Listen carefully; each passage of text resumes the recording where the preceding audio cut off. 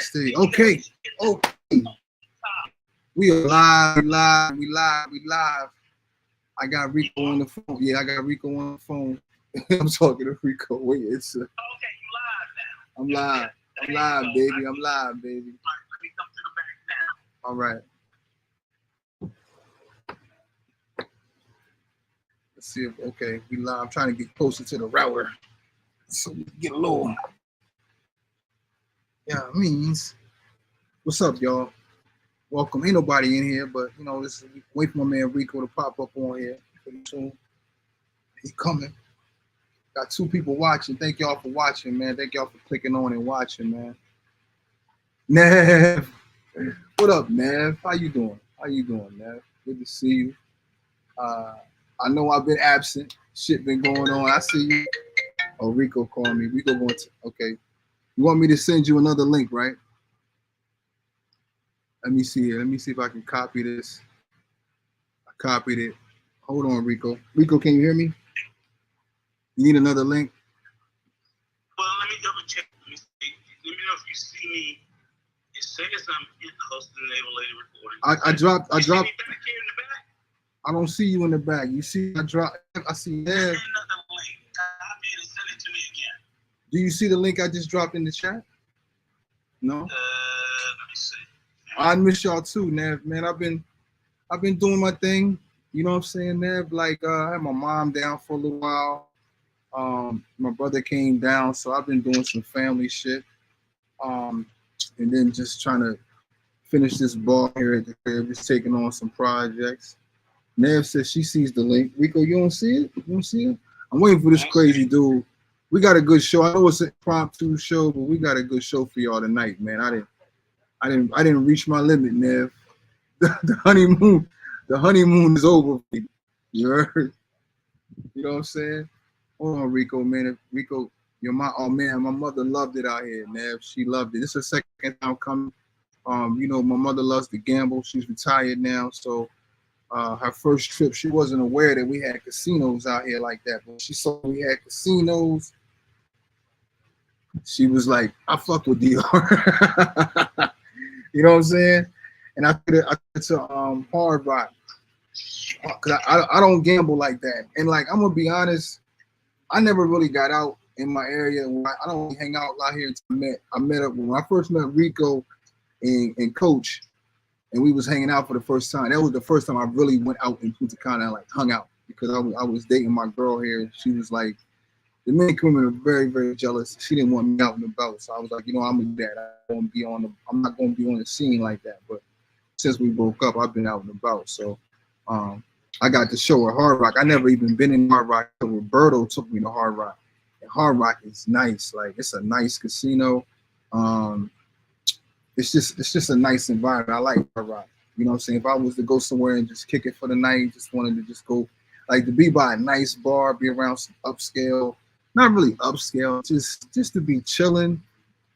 It's a nice spot. Like out of all the casinos, I would go to Hard Rock.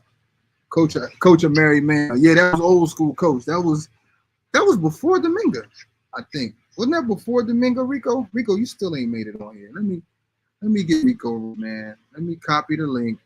Oh, there you go. There you go. There you go. Yeah, you gave me the wrong goddamn link because I just realized I was getting cut you out. But I appreciate you gave me the wrong link. I know, my bad. I gave you the one early we was going to shoot the video, but I said, "Fuck, let's just do the live." Because what you text me is different than what you got in the chat. Right. My bad. Yeah, so I was like, "How the fuck this shit ain't coming up?" It's keep being black back here, but I was like, "Oh," I said, "Let me just click on the link." Okay, we good. Yo, I got to listen. We're on the live. I want to publicly apologize to my man to the left. Oh man, listen. For what? Me and this dude been going back and forth at least since I met this dude about the women out here and about the people out here.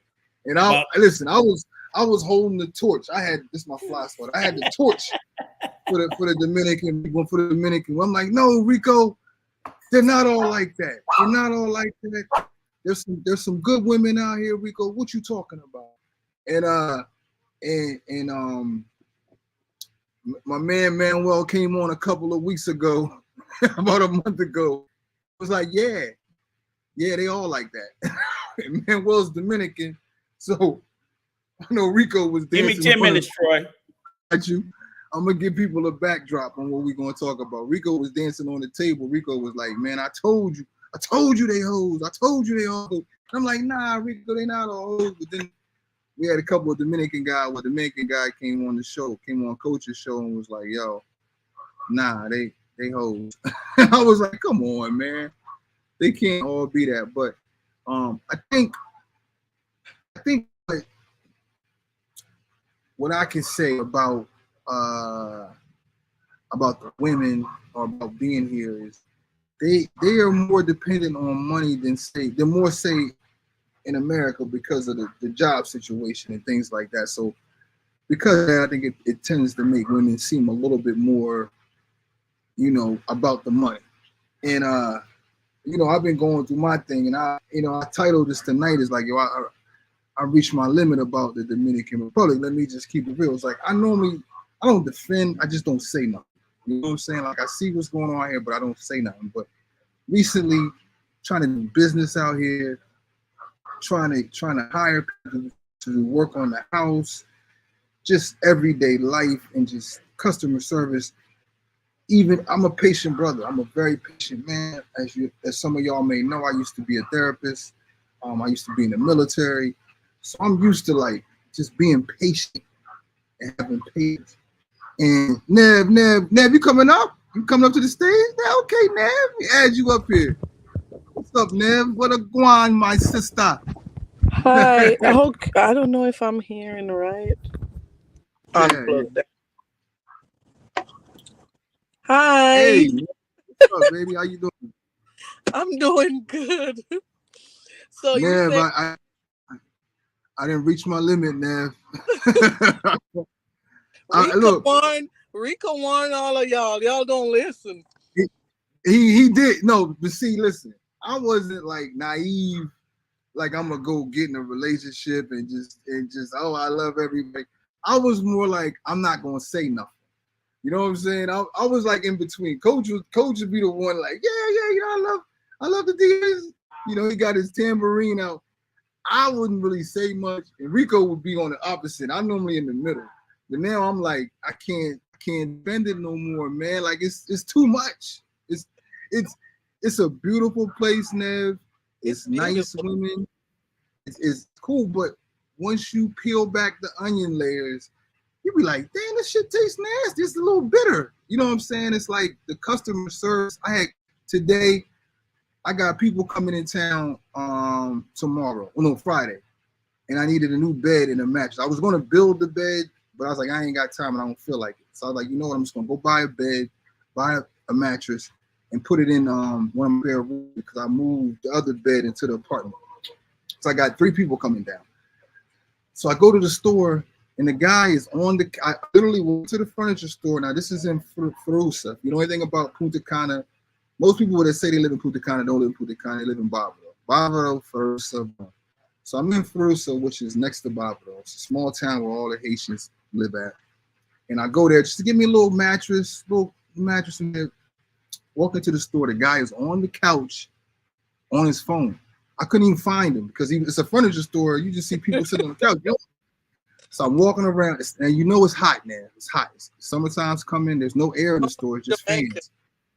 So, and one thing about me, and my mama will tell you, anybody that worked with me, anybody in the Army, I'm a cool character. But when I get hot, like I get angry, like my patience goes like this. So I'm starting to sweat. I don't like the sweat. So I'm looking for this guy. And then I'm like, you work here? He's like, yeah. I said, man, you see me in here? You ain't gonna say nothing? You wasn't gonna say, hey, yo, you need some help or anything like that? He says nothing. So I'm like, yo, my man, I want to buy a mattress, box spring, and a frame. Don't worry about the headboard and all that. I just need a bed. I got people coming in. They're gonna be all right. Homie gets on the phone because he can't make no decisions in there. He gets on the phone, calls. He's like, just wait. I'm like, yo, how much is this mattress in bed here? He couldn't even tell me. 10 minutes, I waited. I just walked out. somewhere else. Yeah, I went somewhere else and bought it. But as I was walking out, I was like, you know what? I'm not going to hold back on my my bad experience. I don't really talk about my bad experiences here. I was like, you know, I started to do a video, and I said I need the perfect person for the video. So I called Rico. I said, Rico, I need you on this video. I need, because he's been killing me. He's been killing me for like. Rico is back home. He's in the States. But Rico has been killing me about just because Rico comes down, he's just gonna tell you what he sees. You know what I'm saying? I think Coach got rose color lenses. You know, Coach loves everybody. Coach loves everybody. He's blinded now. He's blinded. Yeah, he's blind. He's super blind. Coach loves. You got that love on you, and you're eating good, and you're in love. You know how it is. We've all been there. You know what I'm saying? You can't see nothing wrong. You know what I'm saying? Like, so Dominican can stab somebody. He'd be like, oh, that's okay, baby. Come on. You know what I'm saying? He'd probably say she didn't do it. She didn't do it. Dominicans are nice people. They wouldn't do that. But Rico's gonna tell how it is. Oh man, that's why I love him, man. Like, he tells you what you don't want to hear, but what you need to hear. Like, he was on me. Yeah, he stays on. I know he's a good friend, because when I did my terrace upstairs, I didn't have no rails on the terrace. I was being cheap. I was like, shit, it's just gonna be me up here, me and my dog. I might have a female friend come up. I ain't entertaining up here. I don't need no rails. He hounded me for like 2-3 weeks. Troy, you know you need motherfucking rails. You know you need rails.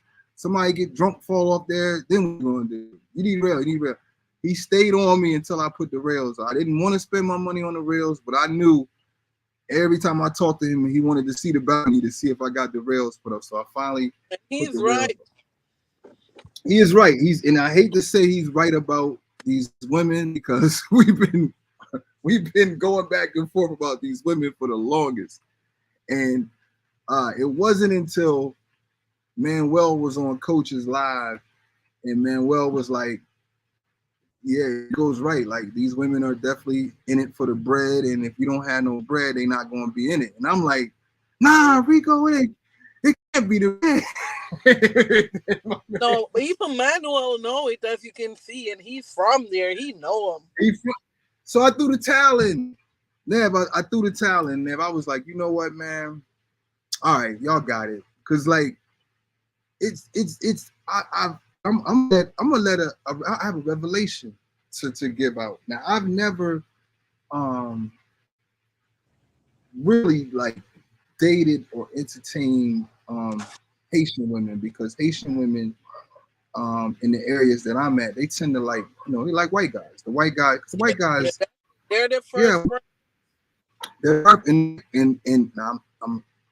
they love them. Like, it's a cool thing. Like, white love them. You know what I'm saying? So like, they wasn't really checking for me. I wasn't really checking for him. But I came across one, and this is my first experience, man. And it was a really, really refreshing experience. You know what I'm saying? Like, she came. I like Haitian food over Dominican food. I love Haitian food. They have man in their food.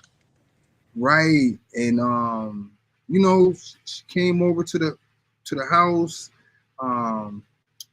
We kicked it at dinner. We talked, and very intelligent. And you know what I'm saying? Just it was a whole different vibe. And I was like, you know what? I might need to start, seeing what's up with them a little bit, because I'm not shy, but I'm normally like, I'm a eye contact and get a vibe kind of guy. So if we make good eye contact, I'm attracted to you. I'm gonna say something to you. So I was surprised to I was surprised. That was the first time I really dated or interacted. Definitely the first time I've had a Haitian woman in my home over to the crib, and really it was refreshing, man. She was beautiful. I'm not a big makeup guy. And I noticed that a lot of them, they wear makeup. Mm-hmm. And I told her, I said, yo, and she's dark skinned. I said, man, your skin is beautiful. I said, don't feel bad about your skin, because I see you trying to lighten up a little bit with foundation. I'm like, yo, you don't need that shit. You know, I was just telling them, just giving it some positive reinforcement. I wanted to be chocolate. I like chocolate. I always Yeah, wanted to man. be dark. Yeah, she was. I don't know. She That's was good. beautiful.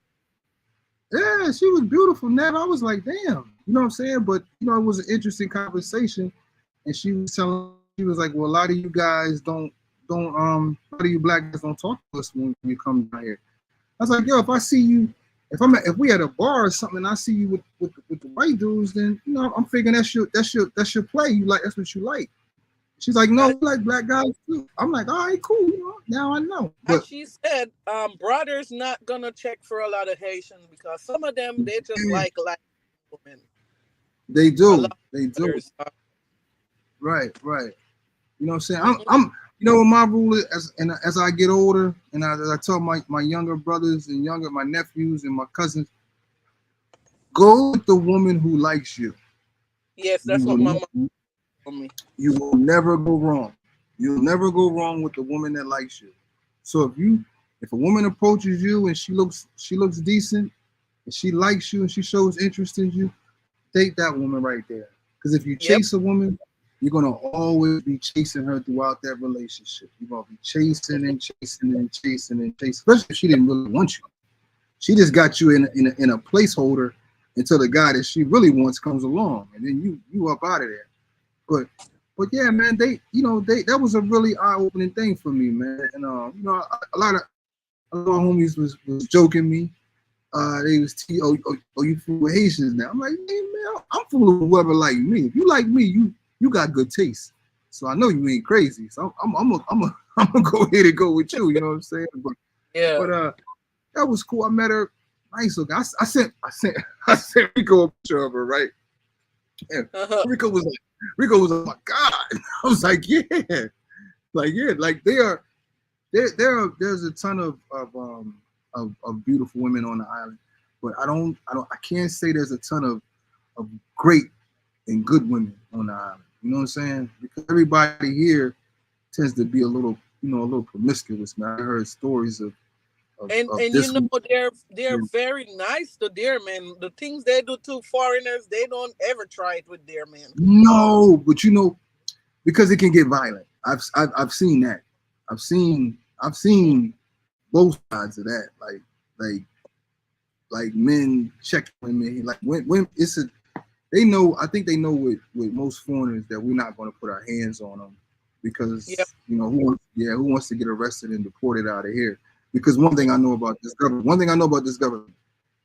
yeah, there may be prostitution, ain't gonna be no pimping, and they may put their hands on their women, but you're not gonna come down here and you're not gonna put your hands on the women.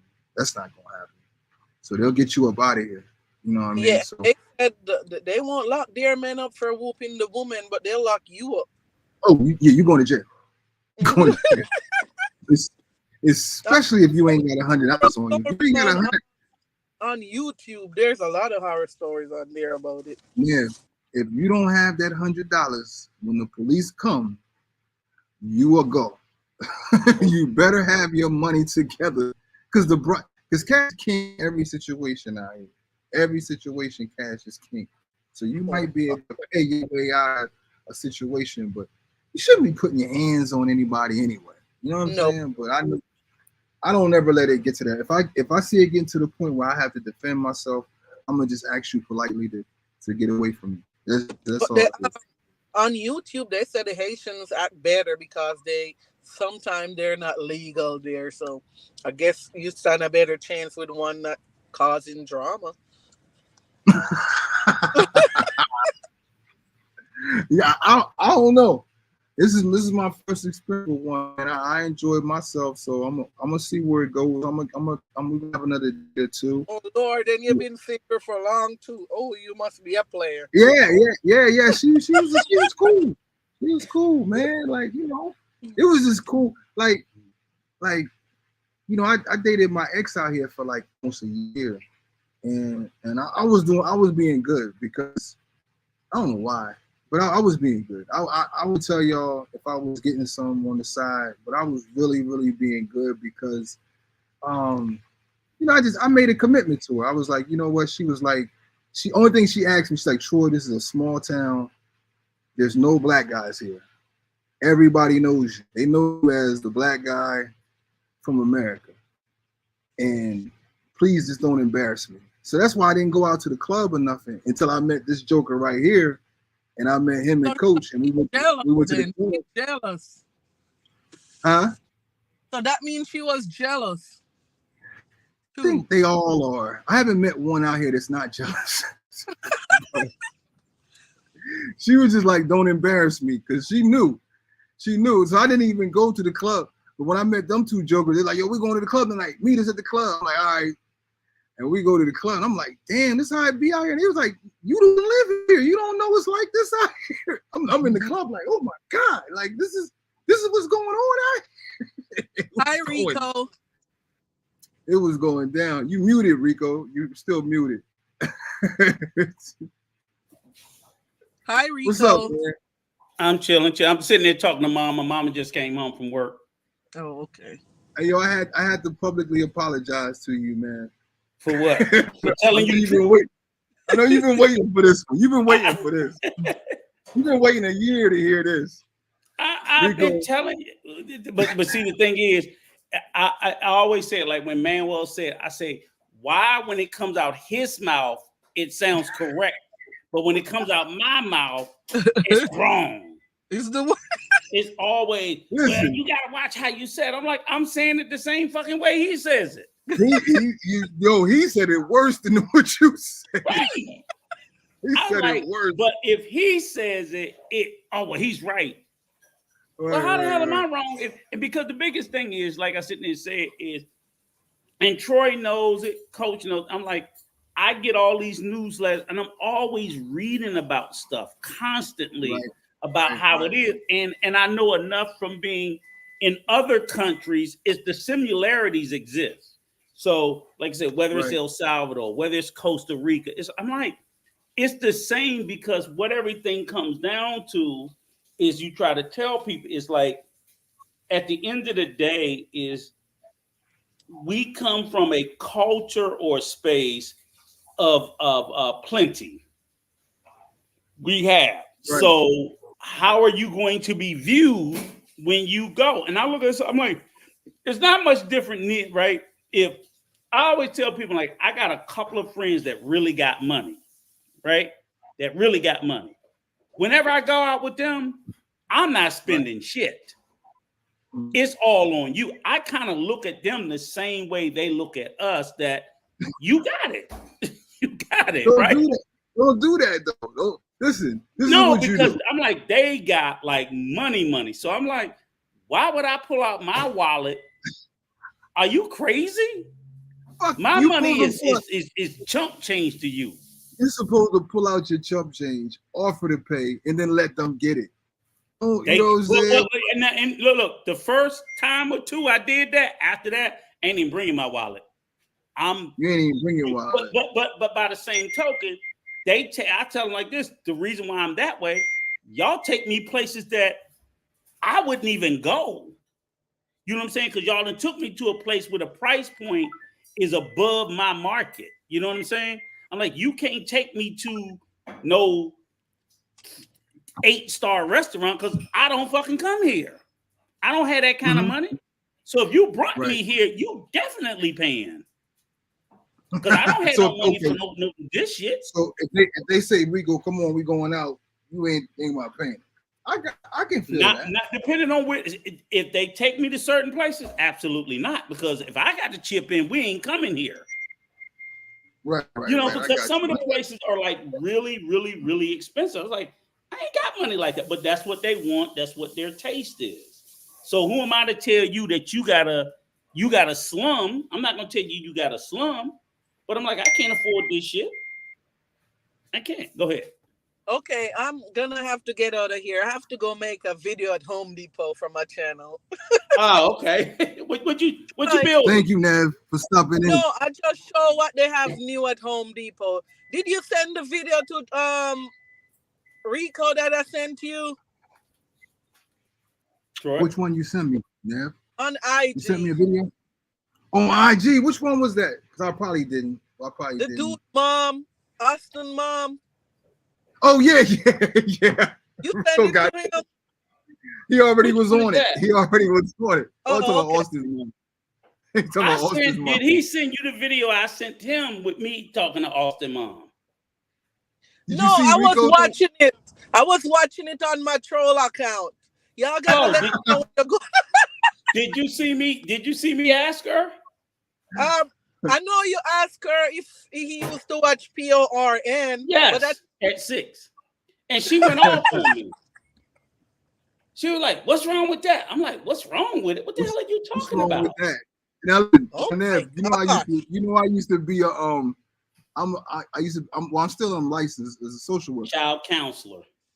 So I was like, that's a fucking crime. had she had made that statement to me, and we taking the kids, being as though she got a minor in the house, being as though she still got a minor in the house, a troll can take a video clip of me hearing that from her, call my licensure board, and be like, "Did he report this?" Because I'm a mandated reporter. I have to report any child abuse that's suspected in the house.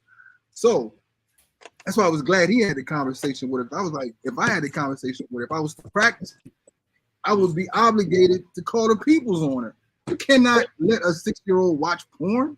Right. And I just asked the question, like, I'm literally expecting, right? I'm expecting she's going to go. She said no, but I'm expecting she's going to go, I don't know where he got that crazy idea from. I don't know why he said it, blah, blah, blah, blah. But she comes back, what's wrong with it? I'm like, what's wrong with it? She's like, well, you probably was playing with your. I was like, not at 6. No, I wasn't. I was playing with G.I. Joe's. He started arguing, and I'm like, oh, you bring your over. I was like, oh my God, no, she's not saying there's nothing wrong with it.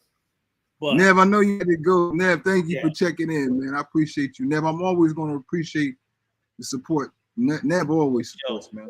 Oh yeah. Nev is one of my listeners that can be like, yo, I'm coming to DR. Like, Nev, you can crash in the apartment. Don't worry about it. You know what I'm saying? Day one. Yeah, day Nev one. Definitely day one. But definitely but bro, man, I got to apologize because I was telling Nev, I was like, you got Coach, he's on one end, Rico be on the other end. I'm normally in the middle. You know what I'm saying? Right. Not saying nothing bad, not saying too. I'm just on the fence, like, nah, don't say that, Rico. But now, we didn't talk since Manuel let the cat out. He said what he had to say. It's much closer to my side than his side. Listen, it's always been, how we talk behind the scenes. It's always been close to your side than his side. I just don't say nothing. But like the title of the show, I reached my limit, man. Like, I'm just tired, man. Like, listen, to be old, you see, I'm trying to rub my head at Wooside right now. Like, dealing with them on a professional, because I've had to deal with them on a professional level, as far as getting stuff built at my house and getting this bar and landscaping and stuff like that. So I like when you don't have to do business with them. See, a lot of people don't have to do business with them because they don't live here, they don't have a home here. They stay at the resort and somebody else has all that headache. Yeah, you don't have to deal. Yeah. Right. You don't have to worry about paying your electric bill, getting food. Well, getting groceries is not a problem. That's not a problem. Right. But just like the customer service of the lower tier restaurant. Now, if we go to Noah, if we go out Cap Cana, if you go to these high, if you do Noah, Jellyfish, SBG Duck, but then again, they gonna hit your fucking pockets. So you expect the customer service, because I'm like, oh, you paying USA money there. You not getting no fucking plantains and beans and rice. Nothing like that. You pulling out that credit card and you're paying USA ducats, so you can expect USA service, customer service. Absolutely. Right. Now, when you you try to be on the local economy, like I try to take advantage of, because I'm not trying to eat out like that every night. Right. And I'm not trying to cook like that every night. So I go to the cafeterias. Then you got to deal with it. I'm about trash ass customer service, like Yeah. And then it's like, and this is the caveat to that, like the customer service, and before some Dominican or somebody or some expat that's really like a groupie for the DR. I love DR. I live here. I've invested in it. I'm not going nowhere. And so you just got to get used to it, but it's different. Yeah, before you hit me with the go back to you, I'm not going nowhere. Going no fucking way. Going no fucking way. Make me go somewhere. But anyway, customer service is terrible, man. Like we can't. Yeah, I know it's bad when I reach my point because this is just building up all week. Like I've had poor customer service, and I'm gonna tell you, if they see you around and you've been here for I've been here for 3 years now, so I'm considered like a local. You know what I'm saying? If they see you and they still treating you like that, that's you letting them treat you like that. You have to put your foot down and let them know not to treat you that way. Like we got, the Kamados here. What I learned about the Kamados is that they rotate people in and out every 6 months. So people might be coming from the Campo, come work 6 months. They got a new crew in every 6 months, and normally like family and shit. So they'll hire they'll hire Haitian drivers or whatever. Normally the people on the scooters, they're the lower people on the totem pole, delivery guys at the Kamado. Kamado guy comes by the crib last night. It's late. I know we don't do the late night Kamados, but I needed something late night. So he comes by. It's like 10 o'clock. And my street is quiet. I got a quiet street, except for here, but I got a quiet street. He comes in, blows his horn. Bah, bah, bah. Like you can hear the horn on the street over. And I'm coming down. I yell, yo. So I'm coming down. He blows the horn again. Hits me when I got to the gate. Yo, man. I said, don't you ever come over here blowing your horn more than once. I said, blow your horn one time. I know you coming, and I can hear you blow that horn throughout the whole house. Don't blow. I said, don't blow your horn no more than. Yo, this nigga gave me a look, and I gave him a look. Like, nigga, I'll fuck you up out here. I was mad. Like I said, I've been on one. I've been in a bad mood all week. So I see this your customer service week. So, but here's the thing, right? I think it's important that you said that too about how you got to let them know how not to treat you, because, like you said, in these spaces, people are arguing the opposite, that you need to accept that shit and you need to eat that shit. And I'm like, no, because nothing never changes. So my philosophy is always, look, I'm going to pay you well and I'm going to tip you well, but you're going to motherfucking serve me well. Okay? So because I always tell people, like, I already know you gringoing me any motherfucking way. Okay? I'm not fighting the gringo shit that you're going to do to me. And I'm even going to tip your ass like a motherfucking gringo. Then serve me like a gringo. Don't sit there and give me the gringo price, make me gringo tip your ass, and you serve me like a fucking local. No. Yo, man. Because you're not getting local money and you're not getting that fucking no tip from me. So if I'm a local paying you 50 peso, no fucking tip, okay, I gotta put up with that shit. But if you charging me 300 peso and I give you 100 fucking peso tip, motherfucker, I expect it instantly. And don't tell me no, that's bullshit, because I'm not getting the same thing. If you're charging me a premium price, I expect premium service. And that's what you have to somewhat kind of demand. So, I do it with, handing. I'm like, bottom line, you tell me what day and what time, well, I fire your ass. I'm not. That's my new thing, man. I ain't even gonna front. Yeah. I ain't gonna front. And I'm trying to give you money and I'm trying to give you the work, but you're not gonna do that shit to me. I ain't even gonna lie to you, Rico, man. Like I kind of enjoy firing people. Yeah. But I don't fight with them. See, my issue is because I'm like, Troy, I asked a motherfucker come in, you tell me what the price is. Yeah. I know you gringoed me because I didn't even tell you what I was gonna pay you. I let you tell me. So of course, once I let you tell me, I already know you gringoed my ass, right? And I accept it. And I just say, hey, you just got to be on time. So you've already overcharged me the minute I asked you how much it's going to cost to do something. I know you lied and charged me a higher price. Fine. If I say you're going to be here tomorrow at 2 o'clock, your motherfucking ass better be here at 2 o'clock tomorrow. I'm not accepting nothing else.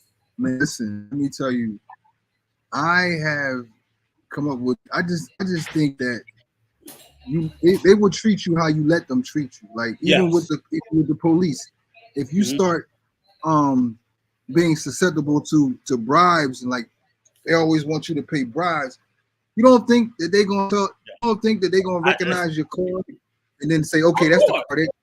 Okay, he get something out of him. And they're gonna expect that every time, and you gotta stand on you. You gotta, if you come in here, you have to be like, hey yo, I'm not going for that. Well, the funny thing about it is, here's the funny thing about it, you said, right? Like I'm always a sucker for paying the bribe. Like I'm always, because I told you I speed like a motherfucker. But mama, the last time she was like, we're not paying that shit. We're not paying. And of course, I wanted to pay it, but I literally left my wallet and my license at home. And she's like, I'm not giving you the money. So I'm like, come on, man, knock it all right. But I'm driving, right? She's like, nope, give him the ticket. Give him the ticket. Give him the ticket. Give him the ticket. Give him the ticket. Give him the ticket. And after 20 minutes, they were like, fuck it, just go. That was the first time I didn't pay a bribe. Because she wouldn't budge. And I was trying to, but she was like, shut the fuck up. We're not giving them the money. They be on, I don't even be in the wrong. And they be trying to press me out, man. Like I haven't even been in the wrong. They try to press me out, man. I was like, nah, nigga, I ain't paying you no. Niggas be like, yo, let me get some money for my gas tank. Nigga, you the police department. Yeah, they usually, how much they usually ask you for? I always get pressed for 2,000 pesos. That's like almost $40. Shout out to my man B from the 302. That's my brother. He came down and checked me out. Should talk about you. What's up? Yo, B from the 302. Yeah, yo, my man B. B didn't came out here one time. He came out here to check me out one time. You know what I'm saying? B has a similar mind thinking as we do. You know what I'm saying? He ain't for the bullshit. No. You know what I'm saying? He's not for the bullshit. You know what I'm saying? I got funny stuff. I'm gonna tell a story. I'm gonna tell the story. If you don't want me to tell a story about the plumbing situation, tell it. Just tell it. You know, I'm open. Shout out R.A. Troy. My man Rod. Yeah, that's Rod. My man Rod. Rod actually helped me jump the page off and shit. Yeah, but, salute to you, sir. B and Rod came down. B and Rod come down, and I think what happened. I think B and Rod came down. And B and Rod came down, and we had to let me check him. Oh, that's my mom texting. So B and Rod come down. He said, "Go ahead." He said, "Go ahead." So B come down. So B is not for the. I'm paying no chicks for no ass. He's not for that. Okay. So B was like, I'm gonna make a love connection for my man down. So B picks up this nice juicy joint, right? So. She's not from, of course, she's not from here. She was from like Eway, I think. She's from Eway. So B scoops her up. You know, he's doing his thing, and they just hit it off. Okay. So you know, she's chilling at the crib. Now, you know me, I'm trying to be hospitable. I got the baby wipes in the bathroom because my man Kyrie, his wife, she has like lotions and stuff all in the bathroom. So I'm trying to I'm trying to make my crib nice and hospitable, everybody. So. So like they was building an apartment, so I go to use the bathroom and my toilet is backed up. I'm like, yo, what the fuck? Oh Lord, not one of those. Yeah. I'm downstairs. I got the plumber. I got the plunger. I'm trying to. And the plumbing is a motherfucker. It's not doing nothing. And I'm like, yo, man, what is going on, man? Mm-hmm. I talked to B. I'm like, B. I said, B. I think she'll put some wet wipes down the motherfucking toilet, man. And B was like, nah, man, I don't think she. I'm like, see, one of y'all did. One of you did. And B said he didn't do it.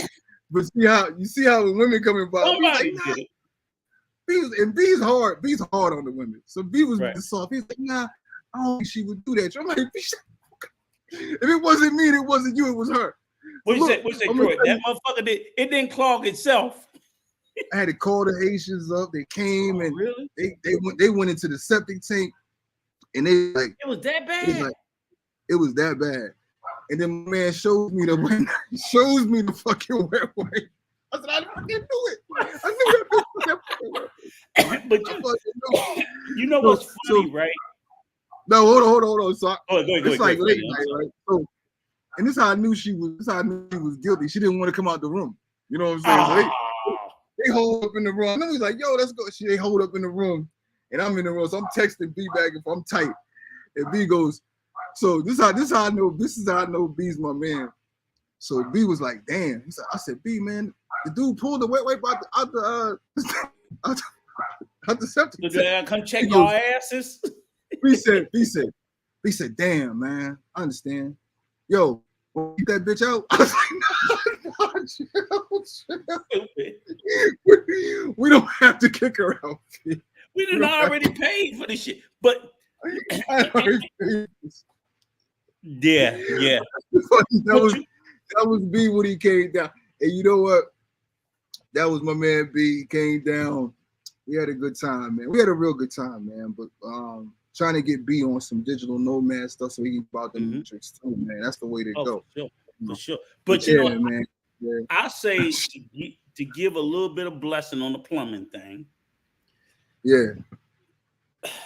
Because it's wild. And I think, like you said, maybe the subs and whatever need to know because people don't understand. Like when you go to the DR, and again, it's not even the DR, it's Mexico, it's El Salvador, it's a lot of these countries, their plumbing infrastructure is not the same as we are used to. No. Yes. No.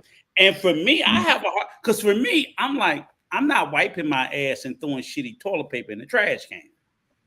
But that's their standard. But see, that's their standard. A lot of times they have a little waste basket in the bathroom. So you're supposed to wipe your stuff and throw it in the trash, not down the commode. Damn, I wish Roberto was on here, man, because we was talking about this. I don't this might be a little TMI, but because I don't work and shit like that, when I do a number 2, I'm getting in the shower. Like I'm just gonna jump in the shower. Okay. After every one. Like, I'll jump right in. Okay, TMI. I'm not using no toilet paper. In the shower, I got the spray drum. I'm getting right. But Troy, here's the thing. People coming down there, say coming to visit you, they coming from a place where we use toilet paper. Right. And we can flush our toilet paper because our plumbing is conducive and able to take it. Right. So you can't ask a person like your mom. I'm sure she was using toilet paper, and I'm sure she was like doing the same shit she do at home. She ain't coming down there brand new. So right. So the thing is, and even like my wife, she tried. I was like, no motherfucking trash can in here. I'm not wiping my ass and throwing it in the trash can. Shitty paper in there, right? So we flush at my house, but. It's almost like we're literally, and it's like, and so far we haven't had any major problem. We had one in the bathroom upstairs, and I said, what I need to do is 2 things. I said, I need to get like the liquid plumber or whatever, to put down, but they tell you need to do that in your pipes anyway, like once a month. Pour the shit down.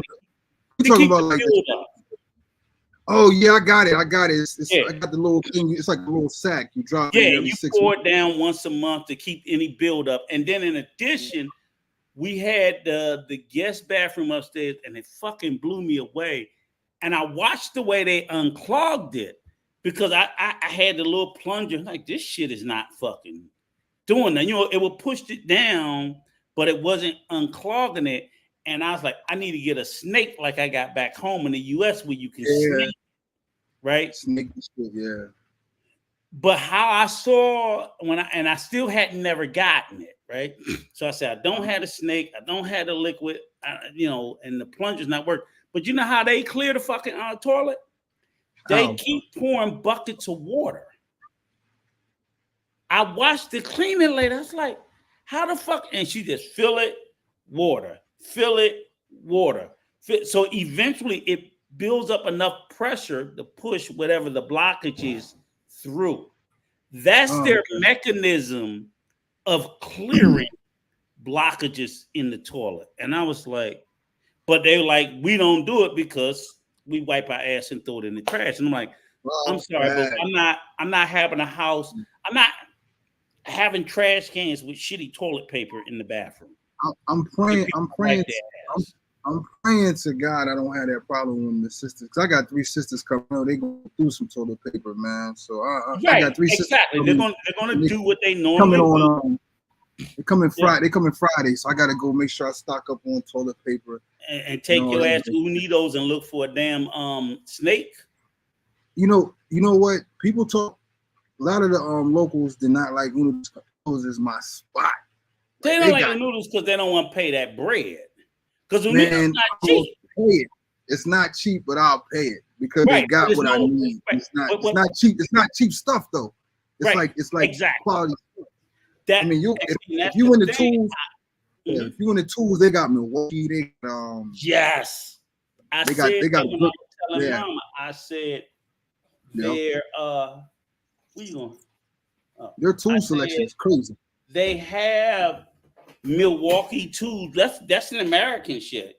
So I'm like, they have a lot of American brand stuff. So you pay, but I'm like, but you get quality, like you said. You get quality. It's best to come with your stuff, right? And then just go there to get like batteries for your stuff or whatever you might need, extra batteries. But and prior to that, I'm like, if you go to the tienda, you getting all that chino shit, and that's gonna last 6 months, and you got to replace it because it don't last. I wish, man. Like I said, I know Roberto was out in we say Berto had just put me on to. Oh, I had speaking of the Chinese people, we had beef. My mom comes and we go to the Chinese spot in Tienda in Frusa.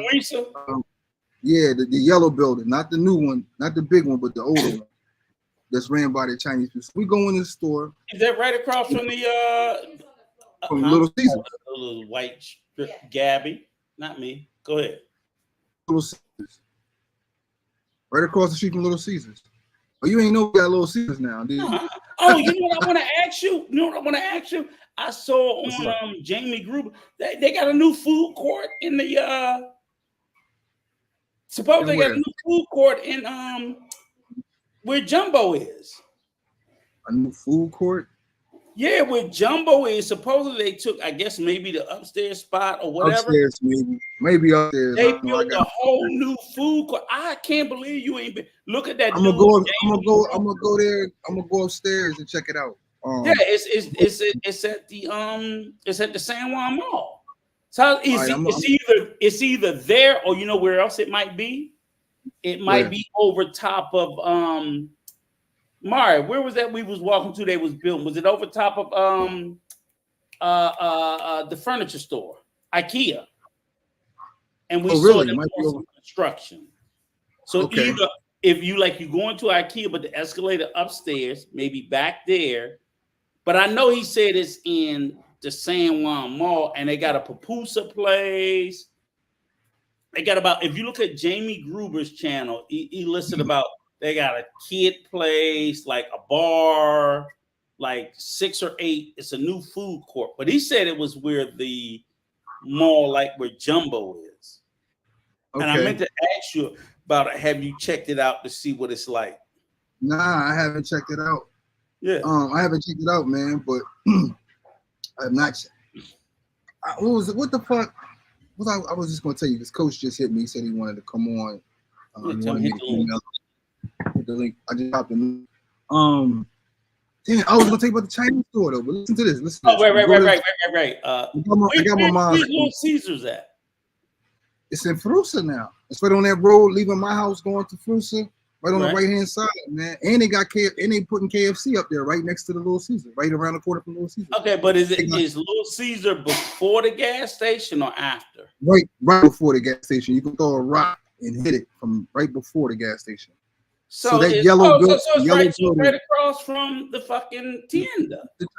Right. So I'm in the tienda. Yeah, it's the yellow one. That's the one where we bought them fucked up fans from that didn't last 6 months to a year. Exactly. Yeah, and you pay like $250 for each of them. They ain't shit. Ain't worth nothing. So I got my mom's in there with me. We buying stuff for the apartment, right? Got to wait for mom to come down and help me with a little decorating with the apartment.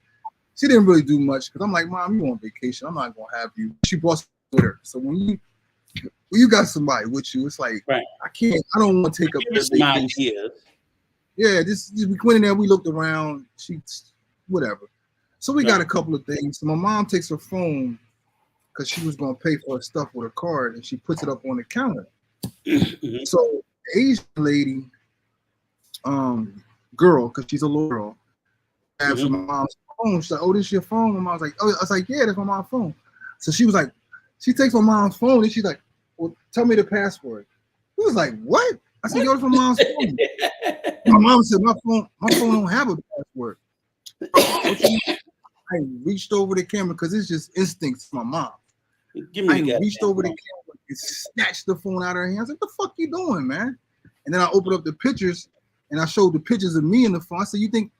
And I went to her husband. I guess. So she was trying to act like it wasn't her phone. Yo, bro, we almost set it off in there, man. My mom don't play no fucking games. My mom plays no games.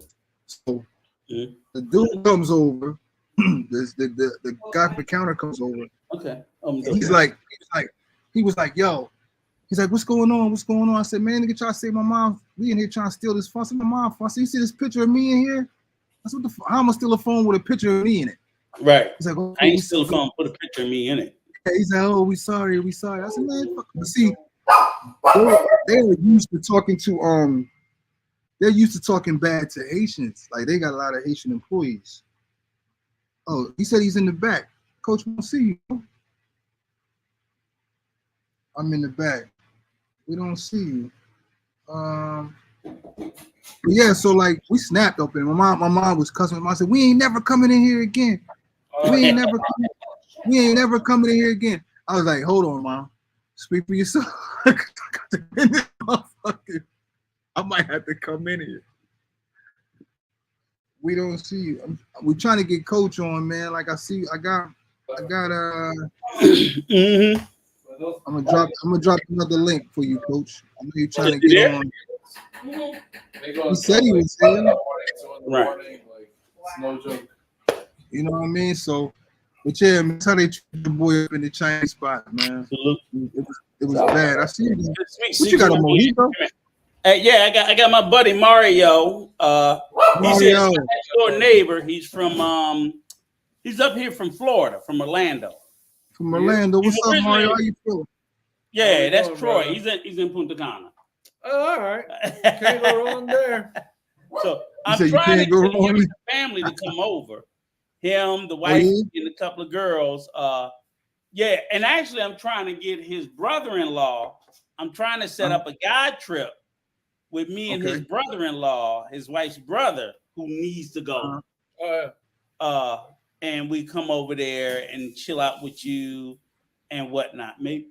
Oh, do y'all play? You play golf? Y'all play golf, man? Y'all play golf? I'm trying. I told you I gotta pick it up. Are you any good? I medal. I want to send the best. We got to get out to the course, man. We're gonna go to the Hard Rock, man. It's an early man. I said we're gonna go out to Hard Rock. We can go out there and just hit some balls, pause, but we don't have to actually go on the course. But it's an early man's game, man. You gotta get out there early, man. I can't. Hey, you do. You don't play all 18 in the morning. If you don't do all 18 holes, you gotta get your ass out there like he ain't hitting no damn all 18. Oh, we not doing 18. But I can do it. Now, this I hate to say it, I'm envious. This motherfucker been living there in Punta Cana for 3 years. All right. Yeah. Where are you originally from? Troy. I'm originally from Maryland, man. But I moved to Delaware when I was young, and I've been out here for like 4 years now. I've owned the place for 4, but I've been living out here for 3. Okay. Doing this digital. Yeah. Okay. Yeah. How come I can't get Coach on here, Rico? What are you doing? Did you tell him come through the regular channel and just hit the link? You got it dropped. Don't send it to him. Yeah. We got to get my man from. What you say? Your man's from? Where you from? Orlando? He's from Orlando, but he's actually his family's from Guatemala. So he's Guatemala. Guatemala. Huh? Guatemala. Hey, that's where y'all from, right? Yeah. Oh, okay. Yeah. His family. Let me try to. Yeah, there you go. Let me do this. I'm gonna do it. Yeah, he was on the live with me on Coaches before. Oh, email. Let me email this to Don't Coach. email him. Just tell his ass to come to the channel and hit the link. What are you guys talking about today? Well, we was laughing. It's just all over. He's fed up about them over.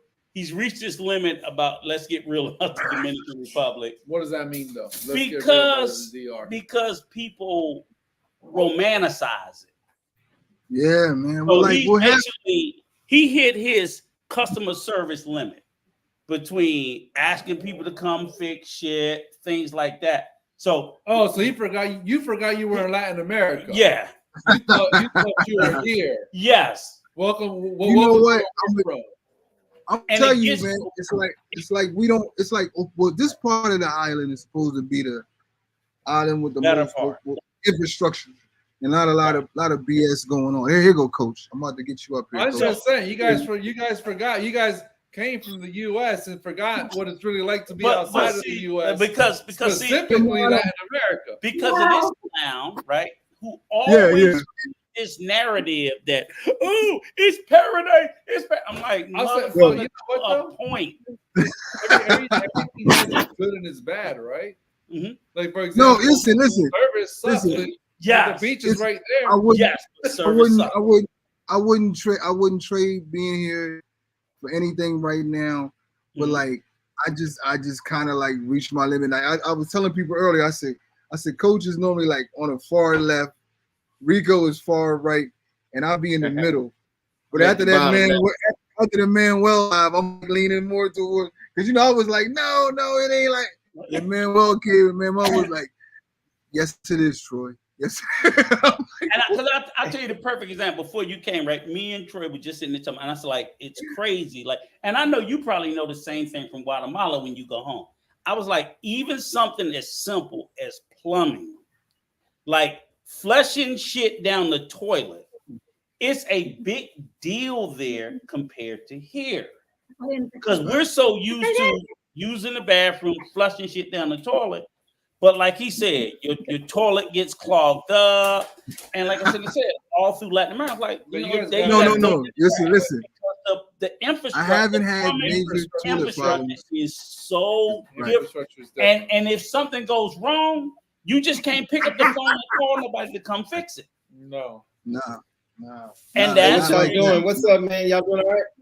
Yeah. You doing all right, man? I was listen. Kill somebody. I was telling Rico, I was like, man, Coach, I didn't reach my limit, bro. I had like what's going on? What? Fill me in real quick.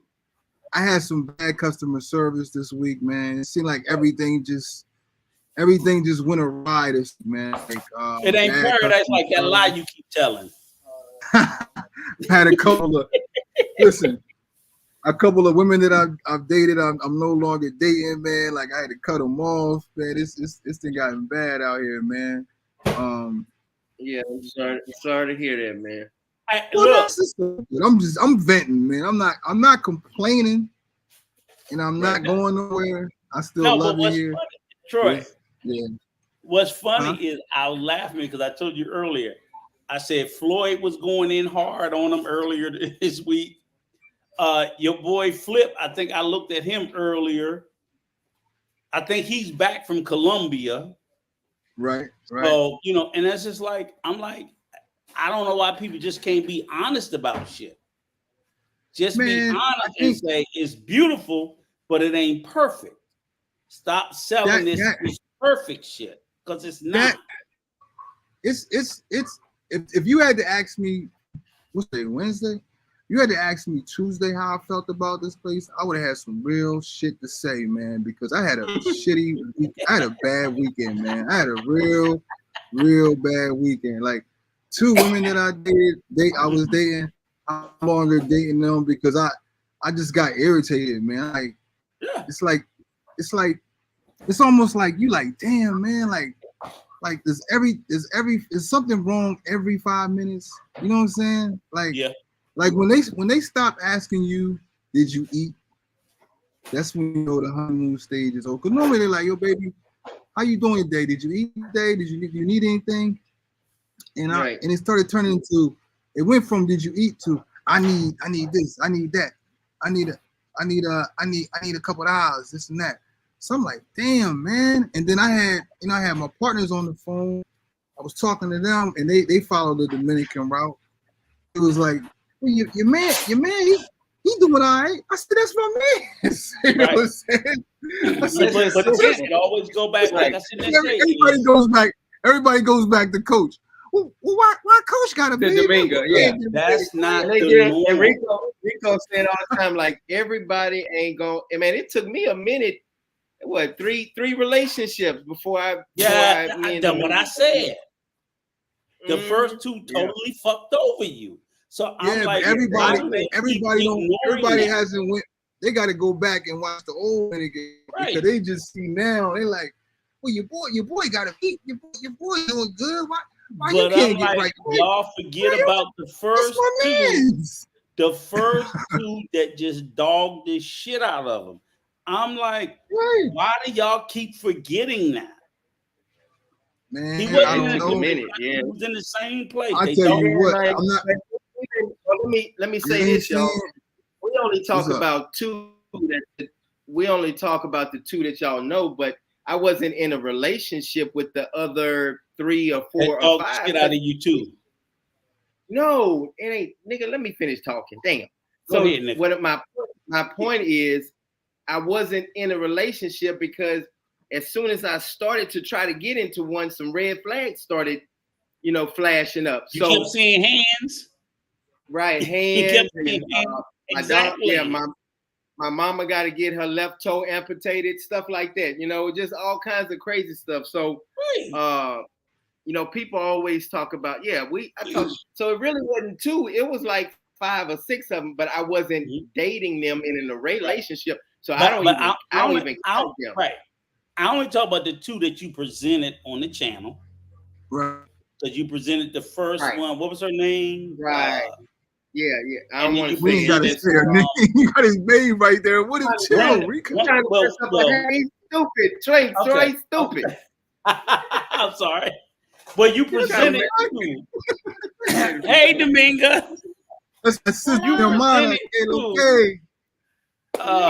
So everybody, you know what? Everybody loves me, Hermana. But everybody loves her, man. I always like, why you can't get a Domingo? Why you don't got a Domingo? I'm like, man, I ain't got one, man. Damn. I always push back on it because whenever I try to tell somebody, like, look, you got to be careful, boom, boom, boom, they'll thought, oh, look at Coach Domingo. I'm like, okay, that's number 3.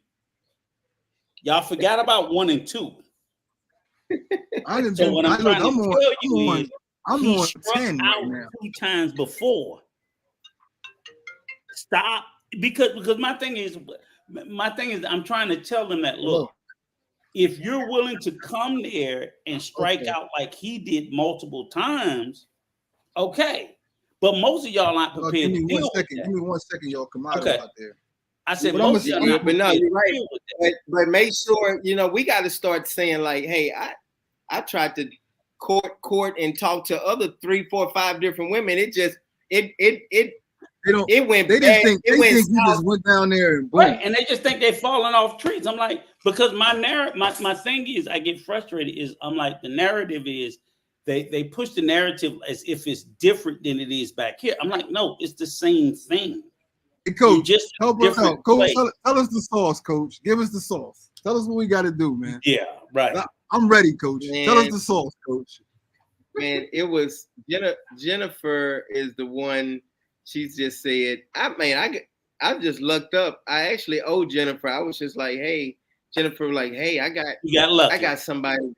I got somebody I think you'll be interested in. She real pretty. She laid back. She worked real hard. She worked at a restaurant. She get her little $3 an hour, and she has 3 girls, and she's real settled, and she don't be running the street. Jennifer said she ain't no party animal like me. She don't be running the street. So I was like, you got lucky. Yeah, I said, yeah. But that's when everybody was trying to hook me and Jennifer up, and I was like, Jennifer's my friend, and we don't have no. Yeah, and I told you that would have been number 4. Rico? That would have been number 4 that would have run through your ass. I was like, are you crazy? I was like, no. Remember people trying to make me and Jennifer hook up. Remember people were trying to say, hey. And I was like, and I kept saying to myself, what the fuck are they looking at? Right. But then here's the crazy thing about it is that when I sit back for a moment and think about it, I'm like, okay, you got lucky, you got blessed. Okay, that's great. Happy for you. Unfortunately, without naming any names, I'm like, unfortunately, why I always try to tell you to be careful about telling your story and how you tell your story is because, unfortunately, like Troy said, people watch your story and they think that they can copy it. And I'm like, no, you can't copy his story. And every time someone tries, they're going to come out with a different outcome. And then they getting drugged and run through and everything else. And it's like, but then they're going to look at you and they're going to blame you. Why don't I have the same luck you got? But like, well, first of all, he got fucked over, like you said, 3, 4, 5 times.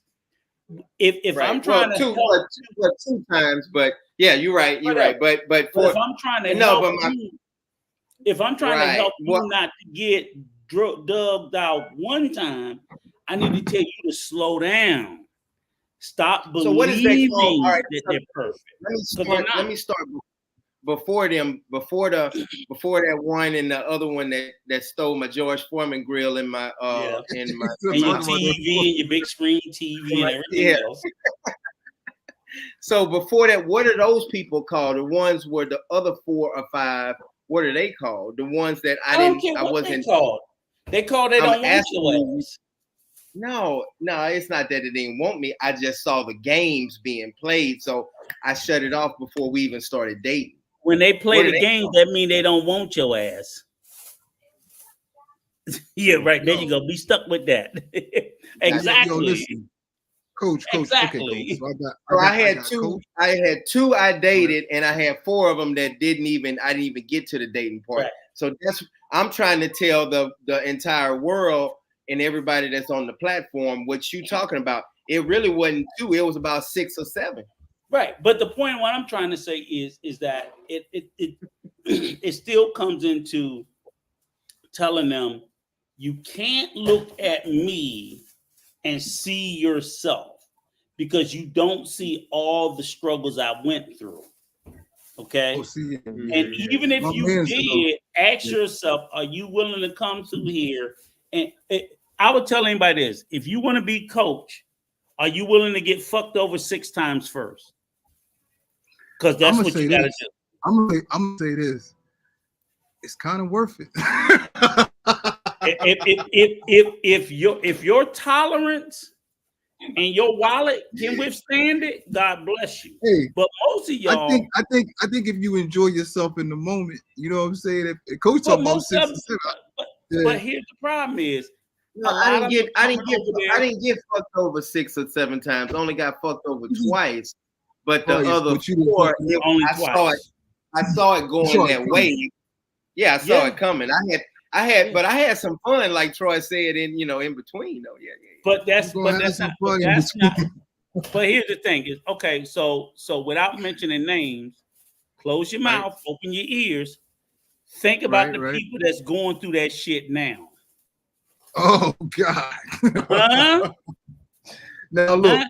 Close your mouth, open your ears, and think. Do you think it's still worth it? Do you think it's still worth it? Do you think it's still worth it? Hell to the no. Let me say this. Now, all jokes aside, it is some sad stories out here that's been happening out here. I'm talking about like that's what I'm talking about. I didn't see in my the North Coast. I just got my phone. Yeah, North from the South. I got my old phone, so I'm back on the old phone. My other phone's messed up.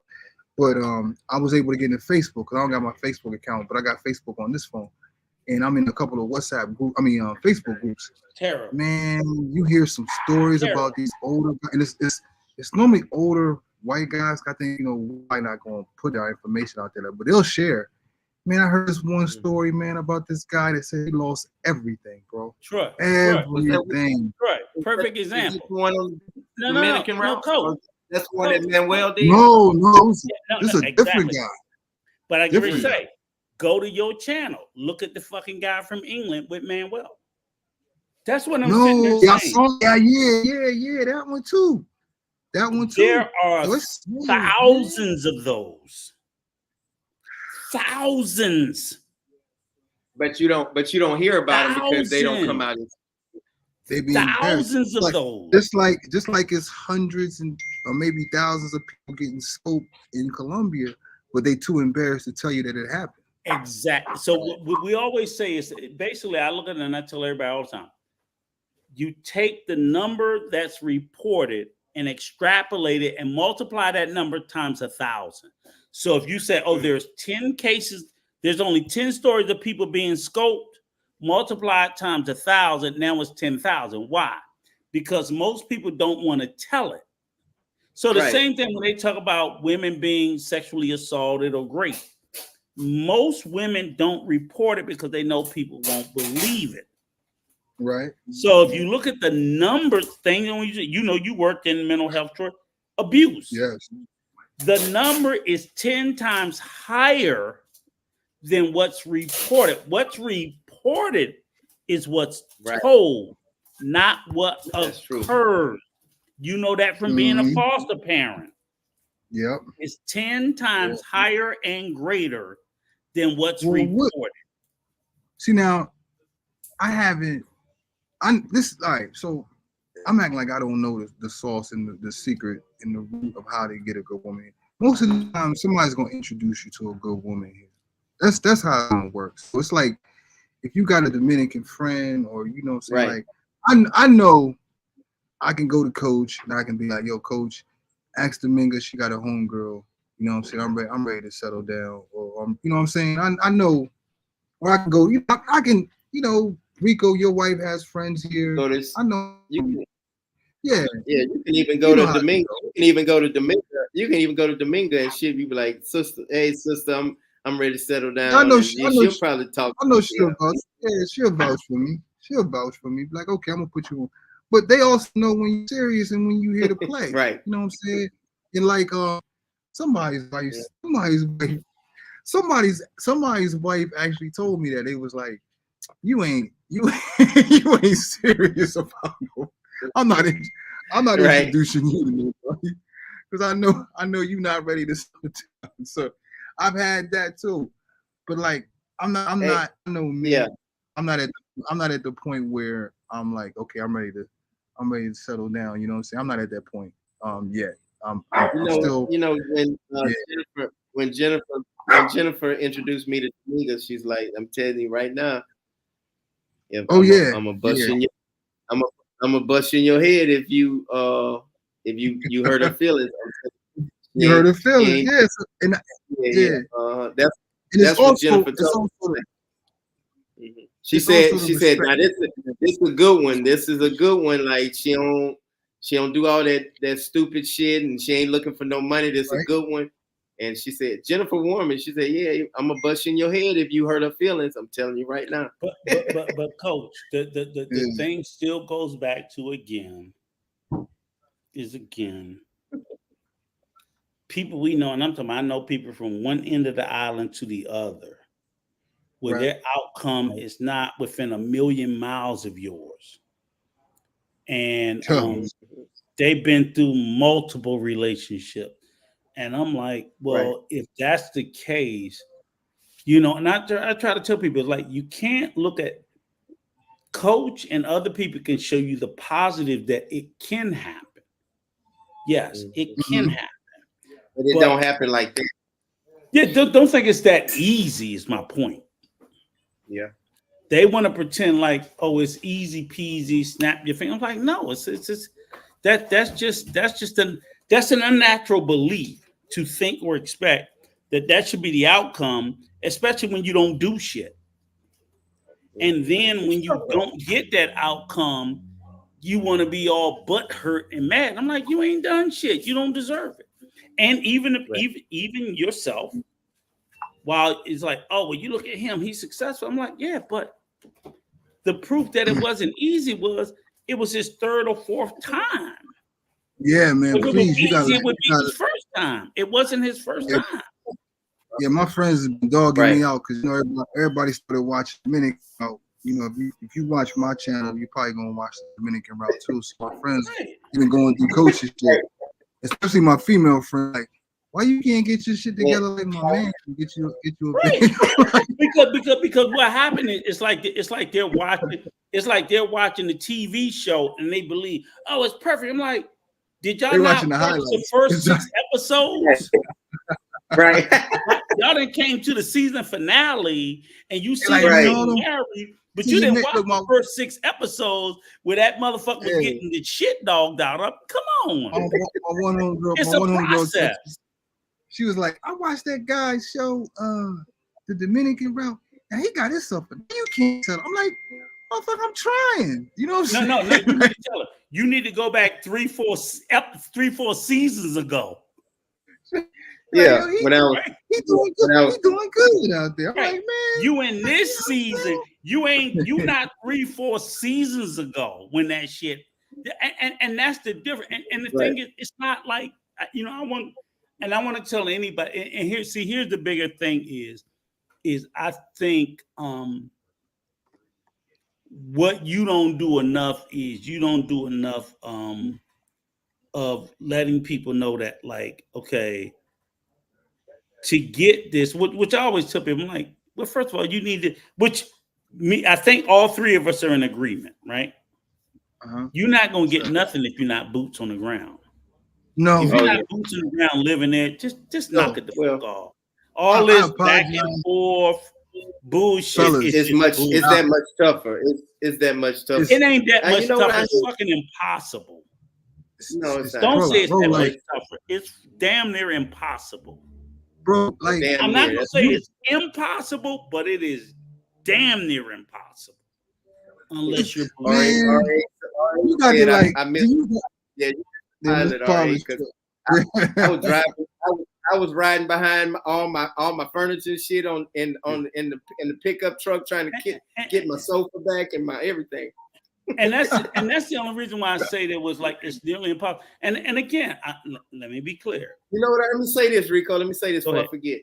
So many people text me, and I don't mind the text messages and WhatsApp. Because you're not smart, but go ahead. Shut up. I got a private.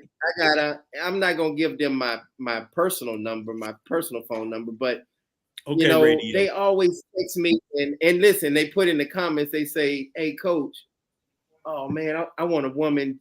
Can you find me a woman like Dominga, just like Dominga? I'm like, oh my God. Like I heard that like 40 times. Huh? You're not gonna I hear that all the time. Introduce you. But see, right then and there, there's the problem. They're not looking at, okay, what you found was you having to go through the process. Mm-hmm. You went through the process of failures to reach success. It wasn't like you didn't get off the plane and she was there waiting at the fucking airport, shaking. No, that's not how it works. But you know what? Like I said earlier, somebody's gonna have to put you on. You know what I'm saying? Like you're not gonna just, especially where we live. Well, you know where we live at, man. You ain't. Every woman that comes here that's not from here, they're coming here to get money. Whether it's to work at the casino, whether it's to work at the resorts, whether it's to work anywhere, the airport, whatever. They come in here to get bread. So when I meet most, no offense. Why am I getting emails about my ex? That's crazy. But then here's part of the process for you. DoorDash popping up for my ex and shit on my. She better not be running the damn. Part of the process for you, Coach, was having to connect with people in San Cristobal to develop relationships and friendships. And people don't understand. I'm like, You got to come down, touch down, put your feet in the ground, get a place, and you need to develop relationships with people before you can think about branching out to it. Is Manuel from San Cristobal? Yeah. Me, Manuel, and Melvin. Melvin is also. I met this. We're gonna talk offline because I met this girl from San Cristobal, and that started my week off bad. So I gotta show Melvin. I gotta show y'all her picture. We gotta put a big X on her. Don't man. Oh my God. We'll talk about that offline. We'll talk about that offline. I say this. A lot of people, a lot of guys come over here and they got a lot of girls they got on the internet site, on the dance site from San Cristobal, and they like, man, I got this chick in San Cristobal. I got this chick in San Cristobal. Man, I'm like, wow, that's crazy. Like, and it's a bad. Don't even actually be from there. I'm not feeling San Cristobal right now. But see, here's the whole point is that's not even the point is it's like, again, they're coming over there. I'm like, you guys are making online connections. That's not a real connection. It's not. The chat want me to talk about the chick for sec. Okay, so I'm normally with my man, bro. That's my partner in crime lately. Me and Berto. So me and Berto, and he'll tell you, we go out. It's like just going to the regular store. You're gonna bump into just some beautiful things. I had to go into the ATM. Berto was parking the car, and he was coming in after me. I'm like, yo, Berto. I'm like, yo, Berto, we got to chill, because she was coming to the ATM. It was a long line. She was behind me. I said, we got to wait for this one to come up out of here. He like, what? I'm like, yo, Berto, wait till you see this. I'm like, yeah. So she come out. He's like, that one. I said, that one. So I run up on her, and he, I just lean on. I'm kicking my game, whatever. And we get her. So we talking to her, like, yeah, and Berto always. I know. Hopefully, Berto's watching this. I gotta text him, but Berto's always like, yo, come back to my man T crib. He got the pool and the bar and whatever. So Berto was like, he's inviting her to the crib. I'm like, yeah, get one of your friends, come by. We had some drinks at the pool, whatever. So she come over. She come to the crib, and she was cool. We in here. We got the drinks flowing. Berto jumps behind the bar. He makes the drink, right? I don't really drink. You know what I'm saying? But I will drink socially. And the whole reason behind the bar is my brother came down. I had a young lady over. My brother had some drinks. And the way she acted after she got them drinks in her, I was like, yo, I'm building me a bar. Fuck that. I got a bar. So we back here, we drinking. She gets behind the bar. She starts making drinks. I'm looking at my alcohol level going down like this, but I'm getting nice. We got the music cracking, and she had a friend that was supposed to come, right? And this is what happened. I wish Berto's gonna tell y'all the story too. So Berto was like, let me see a picture of your friend. So she sends a picture of the friend. I'm like, damn, bro, we got to send an Uber, get him over here. So Bro's like, nah, we gotta go. So we're gonna go pick him up. So we go to pick him up. So my chick comes out looking good. I'm like this. I'm like, oh shit. I'm like, oh. So this other chick comes out, and man, it was not the same chick at all. This chick had a big back. This chick. Like on Friday with Chris Tucker. Like on Friday. So I'm like, this is listen. Between Berto, I don't care, Berto, but between y'all, this is the second time this has happened, and the one that was supposed to be for Berto was just terrible. What was the joke from Friday? It was like, she looked like Janet Jackson and motherfucker more like Freddie. She looked more like Freddie Jackson. Yeah, Freddie Jackson, right? Don't ever come by here.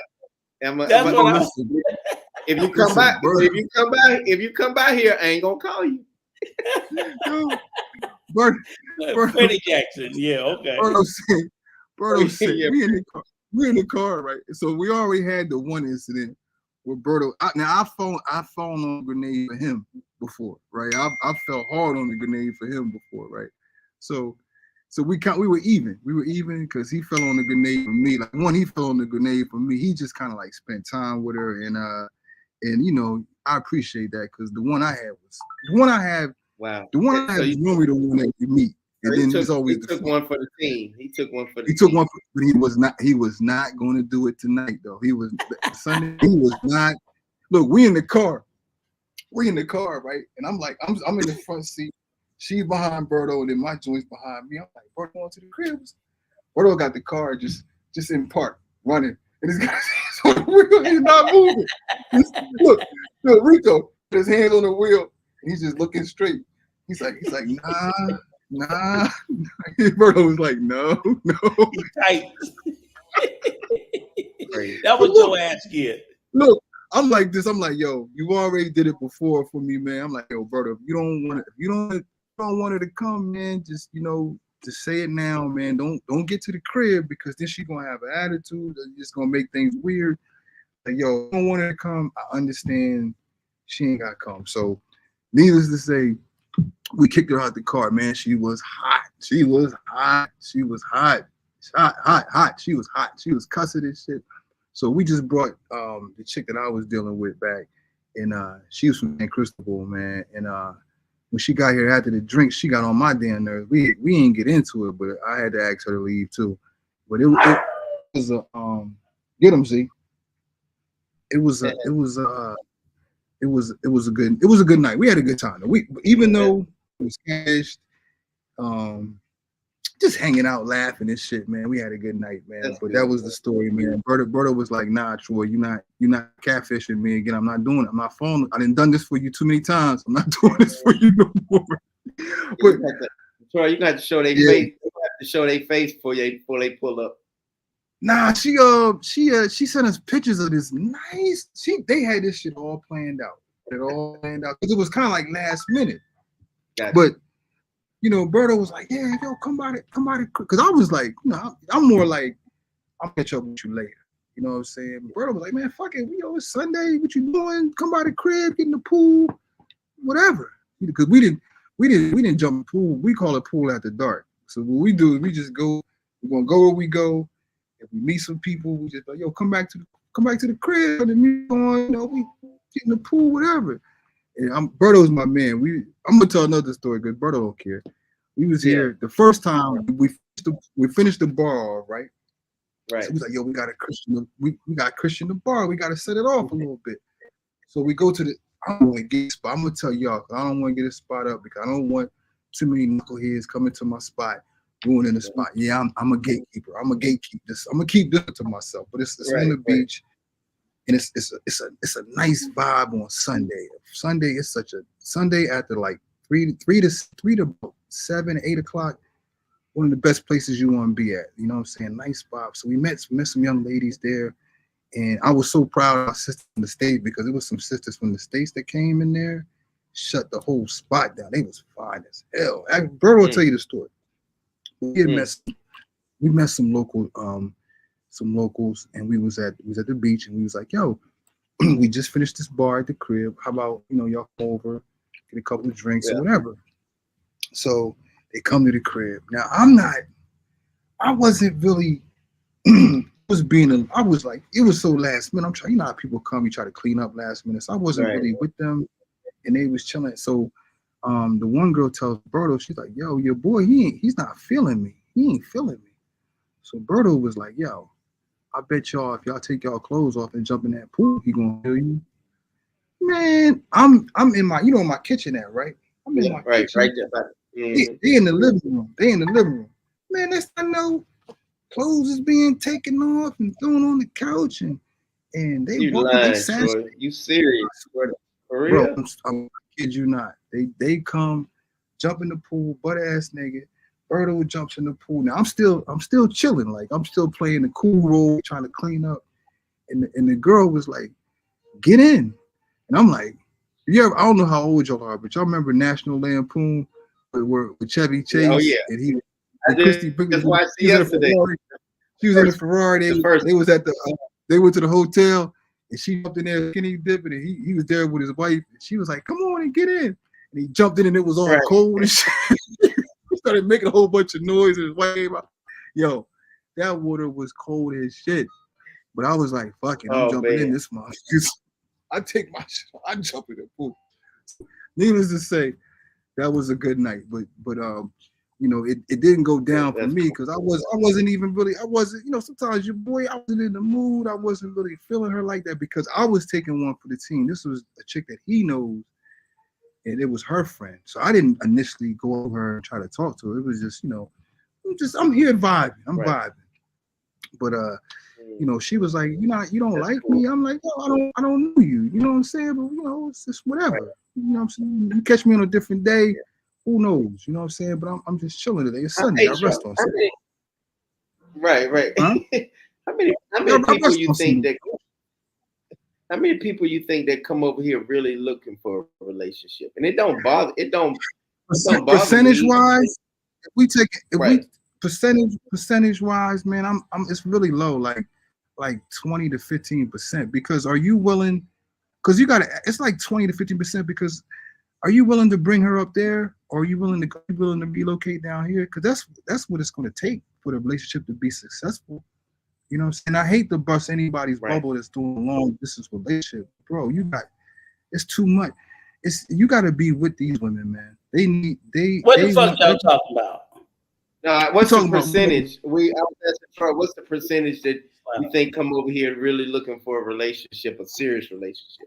15 to 20%, man. Bullshit, that's too high. I'll be honest, I wouldn't. You know, ain't no 15 to 20% coming over to look for no real relationship. Stop lying. Hey, remember him, Tom? Yeah, what's up, brother? Good to see you, man. Good to see you, man. Yeah. That's my man Mario. What do you think? Yeah, I remember. Yeah, what you think? Percentage? Okay. Hold on. Look. This is a untarnished vote. What percentage of American men do you think are going overseas seriously looking for a serious relationship or a wife? What percentage? I'd say no more than 5% or less. Thank you, motherfuckers. Thank you. The other 95%. Listen. Shut up. I'm not arguing. Oh. What's the other 95% doing? They're just going around. I mean, looking for some pussy. Thank you. Hold on. Just saying, I get so frustrated. Oh, they looking for what? They ain't looking for no goddamn way. They're looking for cheap pussy. No. Keep in mind, right? When you flip the script, they're also looking for an American citizenship potential. I give you that. And the women, you know what? Green card. You know what? I think that's the reason why my relationship fell apart because it was beautiful when I was living in the States. But then when she found out I was moving here and staying here, she was like, you staying here? It changed. I was like, right. I didn't even tell her. I didn't tell her that I was staying here. Right. You know what I'm saying? I had but she has a passport because you know she's worked for the airline, so she can come back and forth. Right. But you that's what so Troy, so you had a Dominican chick. Yes. That worked for the airline. That worked, and the minute she found out that she wasn't going to the US, what happened? She found out that I was staying here. The relationship changed. You were not going back to the US. Yes. Right. Yeah. Don't worry about saying I didn't tell her. Exactly. Right. I didn't tell her I was staying. Like, I made that decision like just like that. I was working and everything, and I quit she right figured now. She figured out. Oh, he live here.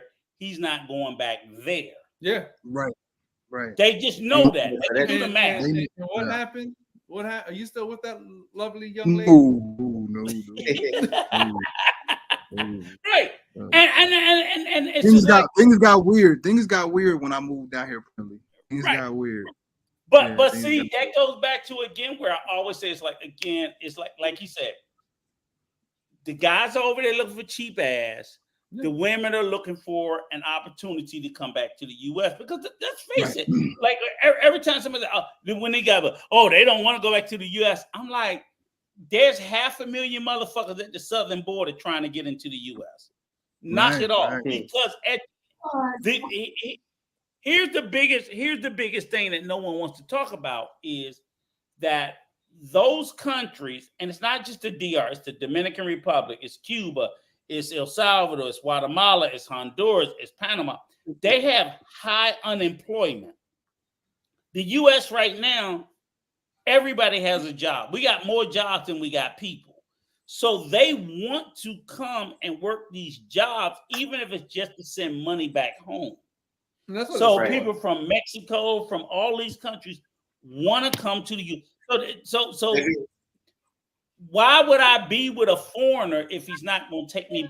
Because the easiest way, here's the difference, right?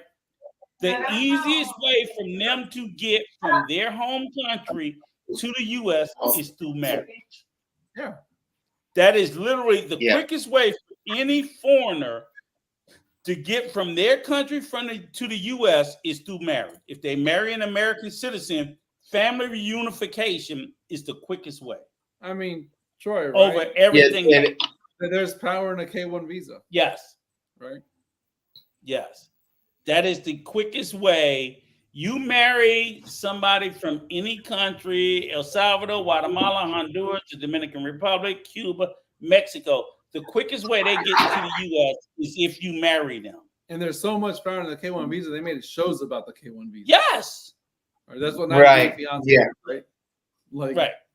So the narrative that people want to say, oh, they did. I'm like, no, they don't love you. They love an opportunity. Yeah, I mean, that's what they love. Yeah, I done ran into some people. They're like, man, she mad at me because I want to stay in the Dominican Republic and she don't want to be with me no more because she want to go back. She want to go to the United States. I'm like, man, let me say this, Dr. Black. It doesn't have alcohol. This is no alcohol. This is just cranberry juice. Hold on, Troy. Dr. Black. Yes, I want to say this too. Okay. I do speak definitively, and yes, there are very few absolutes. What I'm speaking of is in high generality. So I'm not saying 100% that this is the case. But I'm going to tell you it's in the high 90%. Would you disagree, Dr. Black? Because I think women and men of any nationality, their first choice and preference is people of their nationality. So even people in Africa, people in Asia, people in Latin America, even people in America, Americans' first preference. Here's the funny thing about it is they talk about intercultural relationships. You guys gotta understand, like, Americans marrying people that's not from America is probably less than 5%. People don't. There's not a high percentage of people from one country marrying people from other countries because the cultural differences are very high. So even like you yourself, right? You are a Guatemalan American. Your wife is a Cameroonian American. Culturally, y'all both American. Oh, you hold on. He down with the crew then. Yeah, but I'm saying, but here's the thing. Here's the thing. He didn't necessarily marry someone. His wife's from Africa, but he didn't marry someone from Africa, and she didn't marry someone from Guatemala. They both married somebody from America because culturally, there's more similarities, even though they both came from different cultures, because they both have the American culture, which is a big fucking part. No, has he been to Cameroon? No, it's not, similarities. Okay. The similarity for us is the American culture is not similar to the Guatemalan culture at all. No, okay, right? I agree. And the American culture is not similar to the African culture at all. I agree. Right? Like we're like, but you both have a little bit of American culture. Let him talk, Rico. Thank you, R.A. Let him talk. I think the reason it is easier for Latin Americans to marry Africans is because their cultures and their value systems are very similar. Right? Religion. So, for example, we're the same religion, we're the same value system, we're the same. Even the music sounds the same, just called different. The food's almost the same, just called different. Right? There are things that don't exist there and don't exist, where we're from. But also keep in mind, right? If you go back way back when, right? And we think about the intercontinental slave trade, where did a lot of that end up in? Ended up in Latin America, ended up in the Caribbean, right? So there's still a very deep influence in the food, in the music, in the culture between both continents. Okay, but now everybody listen closely. But here's the difference, right? Yeah, I know y'all all sitting in the chat. He got his ass. He got his ass. He got his ass. I'm gonna let y'all in on a secret. Mario, where were you born? Here. Where was Irene? Well, Irene was born in Cameroon, right? But she grew up here. No, she came here when she was like 17 years old. Okay, 17 inches. That might be different. But so what I will say is this: is that specifically, Mario was born here. So he is Guatemalan, but he grew up in an American culture. That is undeniable. I grew up, I'll say this. Oh, that's undeniable. I'll say this. Because you're not the same as a Guatemalan back home. Agreed? That I agree with. Okay. That I agree with. But I'll put it to you like this. You can, because I'm a first generation Guatemalan. Yes. Right? I'm the first one born in this country. Yes. So what does that mean? That means that my family has no ties to an American culture. Our Thanksgiving was not turkey. But you do. No, but listen. Okay. Right? I was more Guatemalan than what I've ever been American because of the way it is, right? I'll give you a good example. Okay.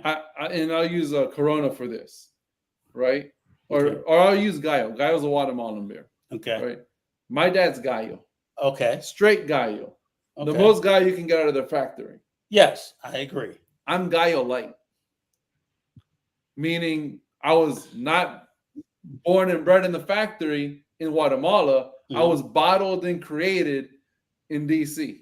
Okay. All right. Gallo light. But it's still Gallo.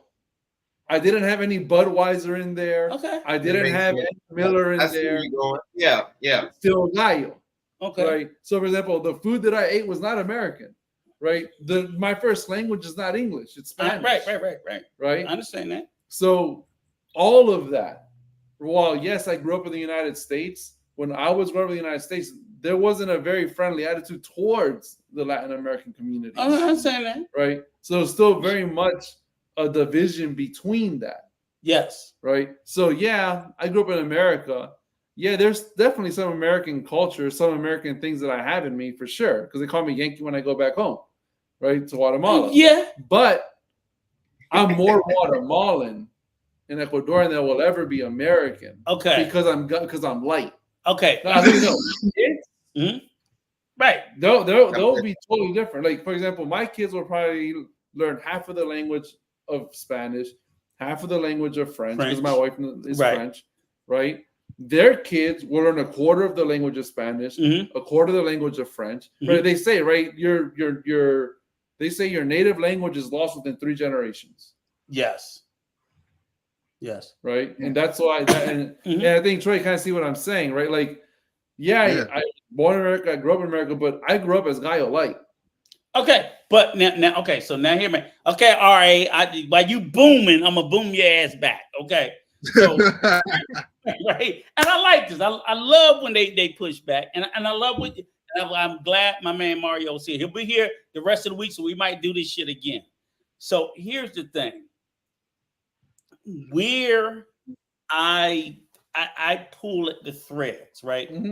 Yes, you're Guatemalan light because obviously, but if culture is, which we say culture is part of our experiences and part of our environment, right? That's my point. Right. So if culture is part of our environment, so if I was brought in Guatemalan, right, and born in Guatemala, I don't care about me being African American. My culture would be more heavily influenced by my environment where I'm at. Let me finish. I gotta get going. So okay, in a minute. But so if our environment where we are heavily influences our culture because of the language, the foods, the religion of our environment, how can you say being in America that environment has such so little of an influence on you? You know why? Yes. Because when you guys go to other countries, you go to expat communities. Okay. Right? That expat community holds the culture that you're and from. I get that. Yeah, I Right? agree with that. Same concept. Okay, I agree When with I that. grew up here, I didn't grow up like there are songs that everyone's dancing to. Yes. Because they're older, but I have no fucking clue what they are. Okay. Why? Because those weren't the songs I was listening to. Okay. Well, hey, let me say this. Its own Can I give y'all my? I agree. Okay. Can I give y'all? But Can you I made give y'all another my point of mine that I like too. I'm gonna get y'all last two. I right. gotta go. But. Okay. You gone? Hey, yo, Mario, we appreciate you, man. Hey, I apologize for. Nice to see you again, man. Hey, man, Hey, but Mario, let I me- apologize hear what you got to for say. keeping Rico, man. Keeping My Rico two cents. from me. Dominga and I believe the right Dominican woman for a Louisiana person is much easier because we are lovey-dovey. Like Louisiana people are like kissing all the time and kissing people on the cheek, and the culture is, huh? Just ask him what the Baton fuck he's Rouge? talking about. No. You know what, Coach? But no, what Coach is saying Man. is, you know what? Don't say that shit. No, think about this. What is No. Louisiana? Louisiana is Right. a French. Right. Okay, it is a French state. Right, Colin. It was purchased by the United States. Second, heavily influenced by Haitians. Don't let that shit go to your head. All right. So what is Haitian? Dominican Republic, maybe. So like what I'm hearing Coach say makes a lot of sense to me. No, don't make no goddamn. All Go, right. go ahead. Go enjoy your dinner. Let me cuss their asses out later. All right, Thank hey, you, you brother. going back to maybe the basketball game is So- still on? I still Because I'm not I'll give you another example. A New Yorker, I believe a New Yorker has a harder time to deal with a good Dominican woman or man because New Yorkers don't have the same culture like Dominicans. So that's my opinion. Your ass is Does it wrong. make You put a New York outside of New York. No. that hard. I gotta disagree with that, Coach, because why? Completely. I disagree completely. It's a certain part of New York that it's like Santo Domingo. It's full of Dominicans. You know what I'm saying? No, that's not my point, Rico. I mean, Troy. My point Oh, is, I'm sorry. Go talking ahead. the love and affection. Oh, and, nah, you're not gonna get that out of a New Yorker. Nah. Yeah, you ain't gonna get that out of New York. New Yorkers be and New Yorkers. You know New Yorkers say, let me. But see, here's the thing with New Yorkers: if they're gonna bust your balls until they get to know you, and they shoot. Then but once they know you and you get past that stage and I'm fucking with you and giving you a hard time, they are some of the nicest people. Like I met some people in Brooklyn that easy, showed me. like let's take it easy. They gotta know you. They're not gonna just be like, hey, come everybody. They'll be like, right, yo, what's up with them shoes you got on, man? right. What's up? Yeah, They're gonna try you a little bit. They're not just gonna try give you a you little the bit. keys. They're not gonna just give you the keys to the city. But you gotta get to know them. But once you get to know them, like I talked to Roberto about this yesterday. There is nothing like New York City in the summertime. If you know a New Yorker, you go visit them in the summer, man, you're gonna have the time of your life. Especially if they are like one of those cats that's outside and know where everything is going on, and know everybody. I done been to New York, I done had a ball, man. But you know, I lived in the South. So I know that Southern hospitality is world renowned. Like in the South, it was just like, come in and get you a plate. You know, you good. Like in the South, you have to mess up before they don't mess with you. In the North, they gonna mess with you before they mess with you. They peeping you out. They peeping you out in the North. They like, hold up, what kind of fuck shit you on? You know? Okay, hey, Coach, are you froze? Are you froze, Coach? He said it's raining out there. We can hear him still. Hard over here. So right, well, let me just say this. Let me just say this now that my man Mario gone. Fuck that bullshit he talking. That motherfucker an American. All that bullshit he talking, he a fucking American. I know I got Guatemalan people. He ain't Guatemalan from fucking Guatemala. This nigga's a hater. Fuck that shit. He's a hater. He got it. I'm like motherfucking Guatemala like my ass. They ain't fucking with you like they ain't fucking with me. That's fucked up. And You see how this nigga is, man? I'm trying to keep it real. I get it. I tell a motherfucker this all the time. They ain't the same thing. That boy was born and raised here in the suburbs. Knock it off. Oh, Come man. on. Leave that man alone, man. Coach, Y'all can hate on me all y'all want. Fuck that shit. Get the fuck out of here. They ain't fucking with you either. Man, I know this. I know one thing. And Like I said, love them. like I love them. I love the family. Same way like when me and my wife, we was in El Salvador. I'm like, we get off the plane. They saw 2 gringos. One black, one white. They didn't see talking about when you and wifey went down there? Yeah. I don't. You know what, man? I'm gonna tell you, man. Gringos. They saw 2 motherfuckers that it's like, hey, I'm trying to get my hustle on, and everywhere we went, they was trying to break that bread off us. Hold on, Rico. Hold on. Coach, I want you to chime in on this because he's talking. Because this is like, you know, me reaching my limit. But Coach Rico, is there ever going to be a point? Like I done been here 3 years now, but is there ever be a point? Hell no.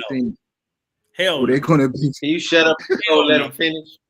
What they gonna be like? Hell no. What they gonna be like? What they gonna be like? Oh, you know what, man? I didn't hear it because Rico was talking. Say it Yo, again. Yeah, I was like, you ever think there's gonna be a point where we're gonna be like, I don't want to accept it, but like, just where they just like, cause like even locally, where they just not gonna be like trying to get over. Like I've been here for 3 years. I know they see me.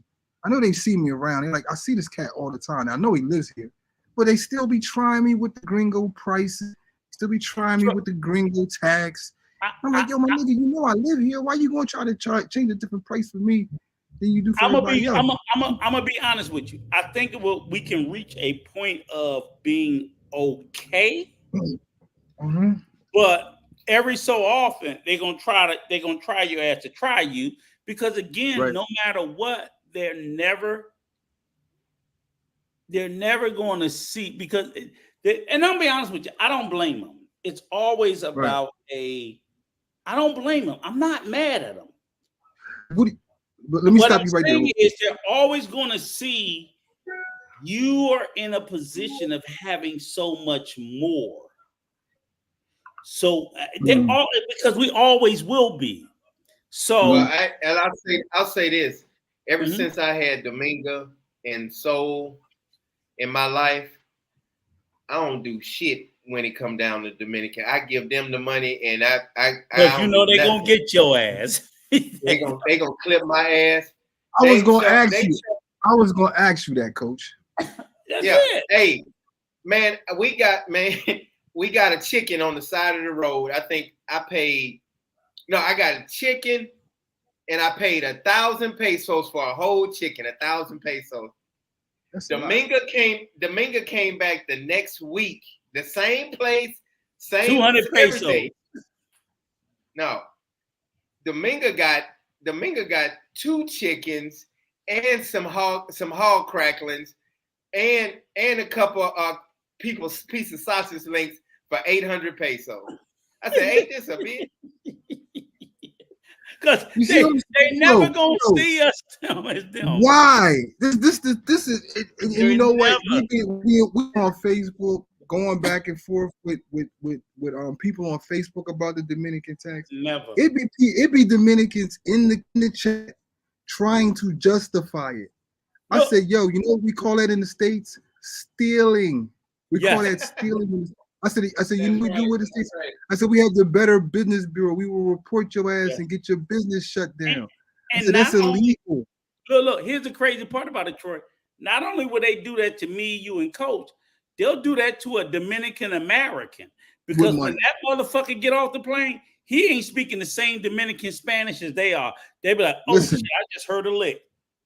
I didn't hear from Personally, I just spoke to some Jamaicans. I'm not mad at them. We're gonna talk.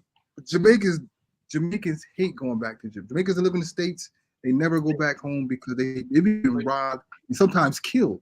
If you Yeah. look on YouTube or look on the news, you'll hear a story. It was a story about a British Jamaican couple went back to the island and they killed them for no reason. These are some older people. They were like in their 50s, were trying to retire back in the island, and the locals killed them, man.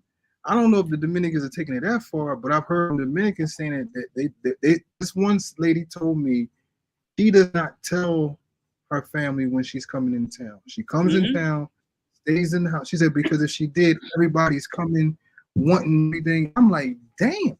So, but it's not. It's let me just say this: it's not just DR. I know my wife. Like she gets mad at me. Like if we're going to El Salvador and I put on Facebook that we're going, she cusses me out.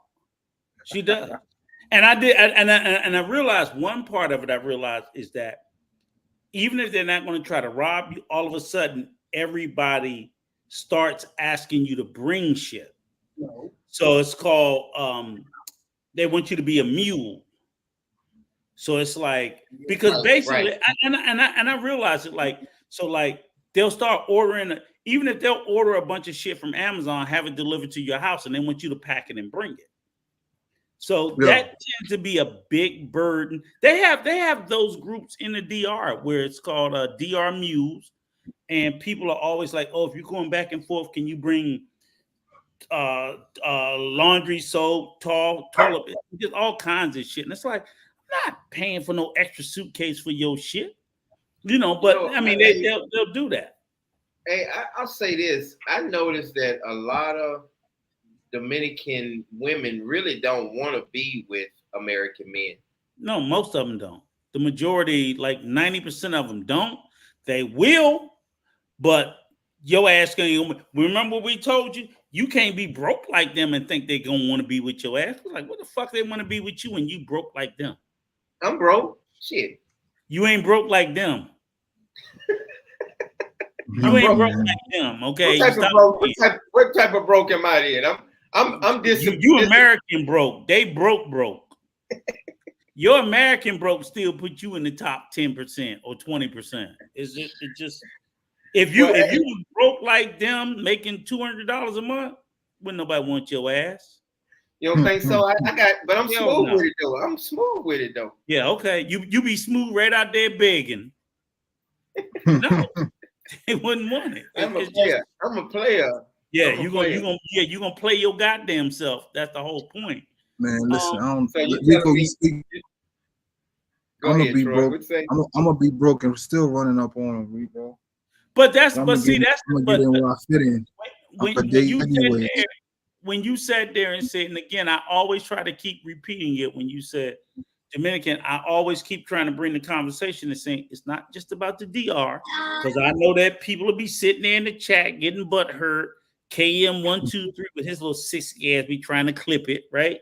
But my whole point is it's not just a Dominican thing. It's Thailand, it's the Philippines, it's Africa, it's parts of Asia, it's anywhere where there's high levels of poverty.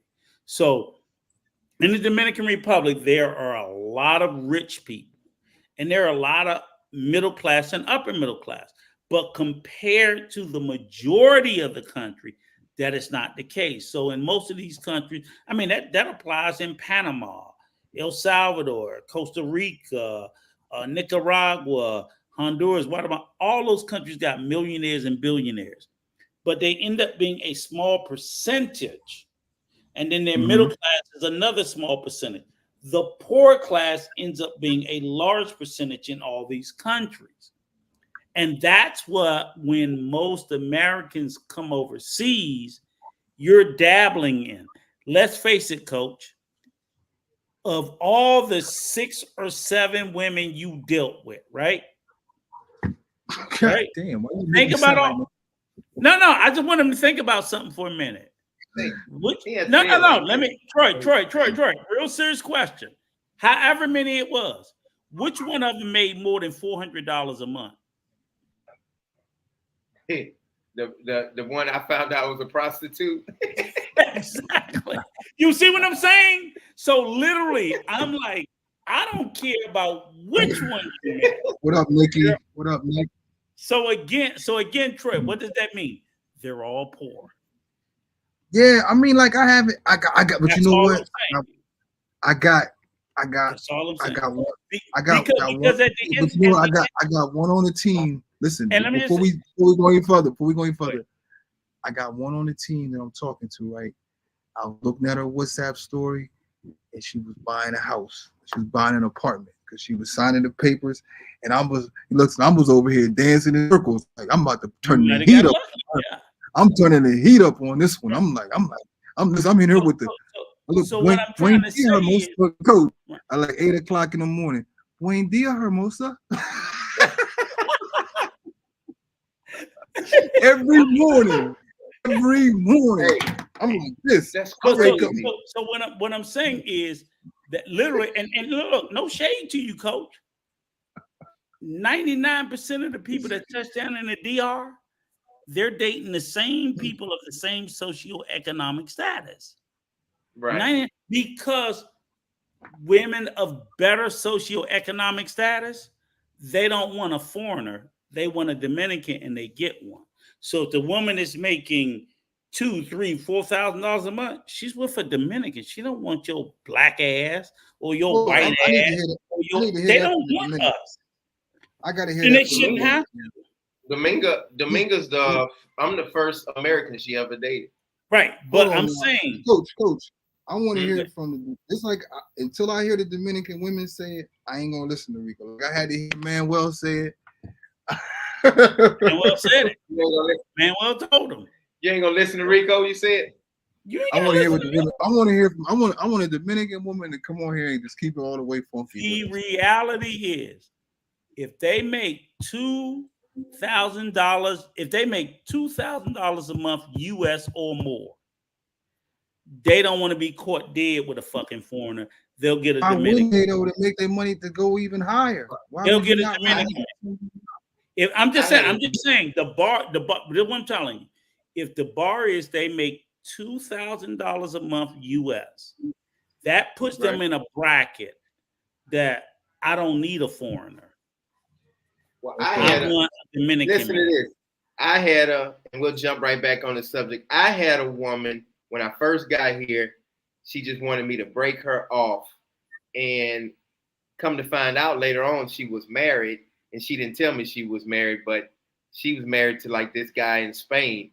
But how much was she making? And but she didn't. I didn't charge. She didn't want no money from me, and I didn't want no money what from you her. paid. I said how much was she earning? I don't care. She didn't have no job. She didn't have no job. because that bitch was earning zero. So she was getting zero. She was getting money. She had a nice house, a nice car. She was earning zero. She had no job. I guess I don't know what this chick does for a living. I'm scared to ask, but I will say this: she's from Spain too. I hope this ain't the same girl, but she's from Spain too. All right. I'm gonna be the scum bucket. I'm gonna be the slime. Let me be the slimy nigga. Okay. I know they got a man. My man's had inadvertently put me on to it. Her cousin. Right? He told me. He said, "Look, she's got a husband. Whatever y'all do, whatever. I just need you to pick her from the airport and drop this car off to her." Because he knew I was gonna go on her when I seen her. So he's like, I know you are. Because he said she's very pretty. I just need you to drop this car off on her. So when I dropped the car off on her, I seen the picture, but the picture ain't doing just. She came out that airport, man. Now I know it's somebody's wife. Y'all gotta excuse me. I know I'm gonna get my karma for this. And I wrestled with it for a long time because this was about 4 months ago when I met her first. 2 months. I didn't go on her for 2 months, but I just said, fuck it. She keep fucking saying hi to me on my status and shit. Man, fuck it. Fuck it. So he got bread. I think he gave her money to get the apartment. You know what I'm saying? So that's how long his bread is. So I'm feeling coach like it's like she don't want nothing from me, but look, you don't need nothing from me. She was beautiful. She drove a Cherokee, a brand new Cherokee. So I don't know. But now again, Troy, let's keep it real. It's coming. Karma gonna come back and get me. I know, but man, if you would have seen her, man, No, but I'm saying fuck the karma. I'm just sitting there saying it's like, okay, now you're talking about a Dominican woman whose mentality. Listen, no, she's been living in Europe. Yes. See what I'm saying? I'm talking about a Dominican woman who has been Oh, living you talking about like from in here? nowhere but in the DR. Well, that's Okay. what I mean. I want to hear it from them, Rico. I mean, Right, like, you so- my man. I love you. Listen, look what I'm saying, You've been look what I'm right. You've been right, Rico. I didn't told you you've been right. I Yeah, just exactly. I want to Always. hear it. I want to hear it from the horse's So mouth. I will We gotta accept, find somebody. We gotta find a Dominican woman making over $2,000. but I will accept We the gotta fact ask her. that I will accept the fact that a Dominican woman that's been living in Canada, the US, or Europe, their perspective is different because they've been outside of the DR. Their Okay, I get mind you. is different. They've seen different shit. But if you've only been in the DR, $2,000 a month looks goddamn good. And you don't need to sit there and go, I need a fucking American or a foreigner, because you're like, Come up. Yeah. So Rico, if you bring to her, she fucking with you because I didn't mean to cut you off, but Soul asked me. She said, oh, you got soul listening to this? No. She asked me that. No, she's not listening. She asked me last week. She said, "You get disability. If you don't mind me asking, how much do you get paid?" I said, "I get about almost $1,500 a month." She said, "Oh my goodness, $1,500 a month." I was like, "Yeah." I said, "That's not a lot of money in the United States." So she's like, but it's a lot there. Oh man. Mm-hmm. Yeah, that's a lot. That's a lot of money. So she was like, I was like, so you're gonna make way more money. But you gotta realize that because the bottom line is that's 3 times the national average. The national average is say $500 a month. Now you tripled that. So it's just like it's totally different, and it's not to say that you can take it away, but it's just the fact that it's like literally. I don't do that no more. I don't even talk anymore about money. Yeah, I tell my work online. I tell women that I work on. But she was gonna look it up. She was gonna look it up anyway because she wanted to know what people on disability make. So I see what RA says, but she wasn't asking like, oh, I'm trying to see how much money you make. She was asking because like you don't work at all, and let me ask you a question. So mm-hmm. even off of your fixed income, you created a lifestyle for them that's greater than what they've ever experienced before. Right. This is the nicest house they ever been in right here. Their entire life. So Dominga, period. But it's love it. But you know what? Right. It's like brand new. You got like a brand new apartment. Right, but this what I'm saying is on your fixed disability income, you've elevated their lifestyle higher than it's ever been for either one of them, Soul or Dominga. Yeah, with $1,400 a month. Right. Okay. So that's my point. So that's what I'm sitting there saying is like, so then because the average Dominican man, basically, I don't know, their daddy, he could never do that because his income never equaled to yours per month. How much you think the average Dominican man is bringing in? Maybe about 1,000? I don't know, about 500, 600. No, maybe 1,000, maybe the same, maybe close to what I'm getting. You out your fucking mind. $500-$600 a month. How much are they bringing in? You can look it up. You can do a 10-minute Google search and it'll tell you what the average median income for a Dominican citizen is. It's like half of that, John. 500? $500-$600. But you know what? To be honest with you, they got to be making. But you know what? Here is different because a lot of these guys that are working at the resort, and they get like tips and stuff. So, right. I mean, there are Dominicans that in my tips are not predictable. There's a Dominican guy that lives in my neighborhood. He works at one of these resorts. His apartment's got to be $400, $450. So he might be making $800. So yeah, that's here. That's here in the at a resort. And I think my ex, she worked at American Airlines and she was making like $50. And that was considered a good job. She was making how much? How About much? $650 a month. About $650 a month. $700 a month. Damn. That's what I'm telling you. The salary Yeah. is not as high as you think it is. Nah, It's and that's why. Yeah, it's not that high. It's not that It's high. That's very why I low. mean, like, that's why I don't. I mean, I'm not trying to be disrespectful when I say this. That's why I don't be taking shit off these women. Like, I'm not like. Right. Like the moment they start acting crazy, then I'm like, Nikki say a lot of times the women make about 200, 2,250, and the average the men between 250 and 300. Dang, Nikki, you right. You was right, Rico. it says as of a recent data, the average monthly salary in the America typically falls between the 10,000, which is about $200 to 3,500 pesos, 35,000. This range widely depends on various factors. That's a month. That's a month per month. That's a month. So Yeah, Google. what's the high number? 35. Anywhere from 10,000 to 3,500 is 35,000. okay. So So we what's know 35,000 in converted to America? 35,000 divided by 59 is. it's like less than 400. It's like 375. But you know that 12,000 is 200. So 12,000 is 200, and we know that 20,000. We know that 2,200 is about 400. So that's about five. So if you said 30, and if you said 35,593, 35 is about what? $600. $600. $600 a month. Yep. So how is that close to what you make?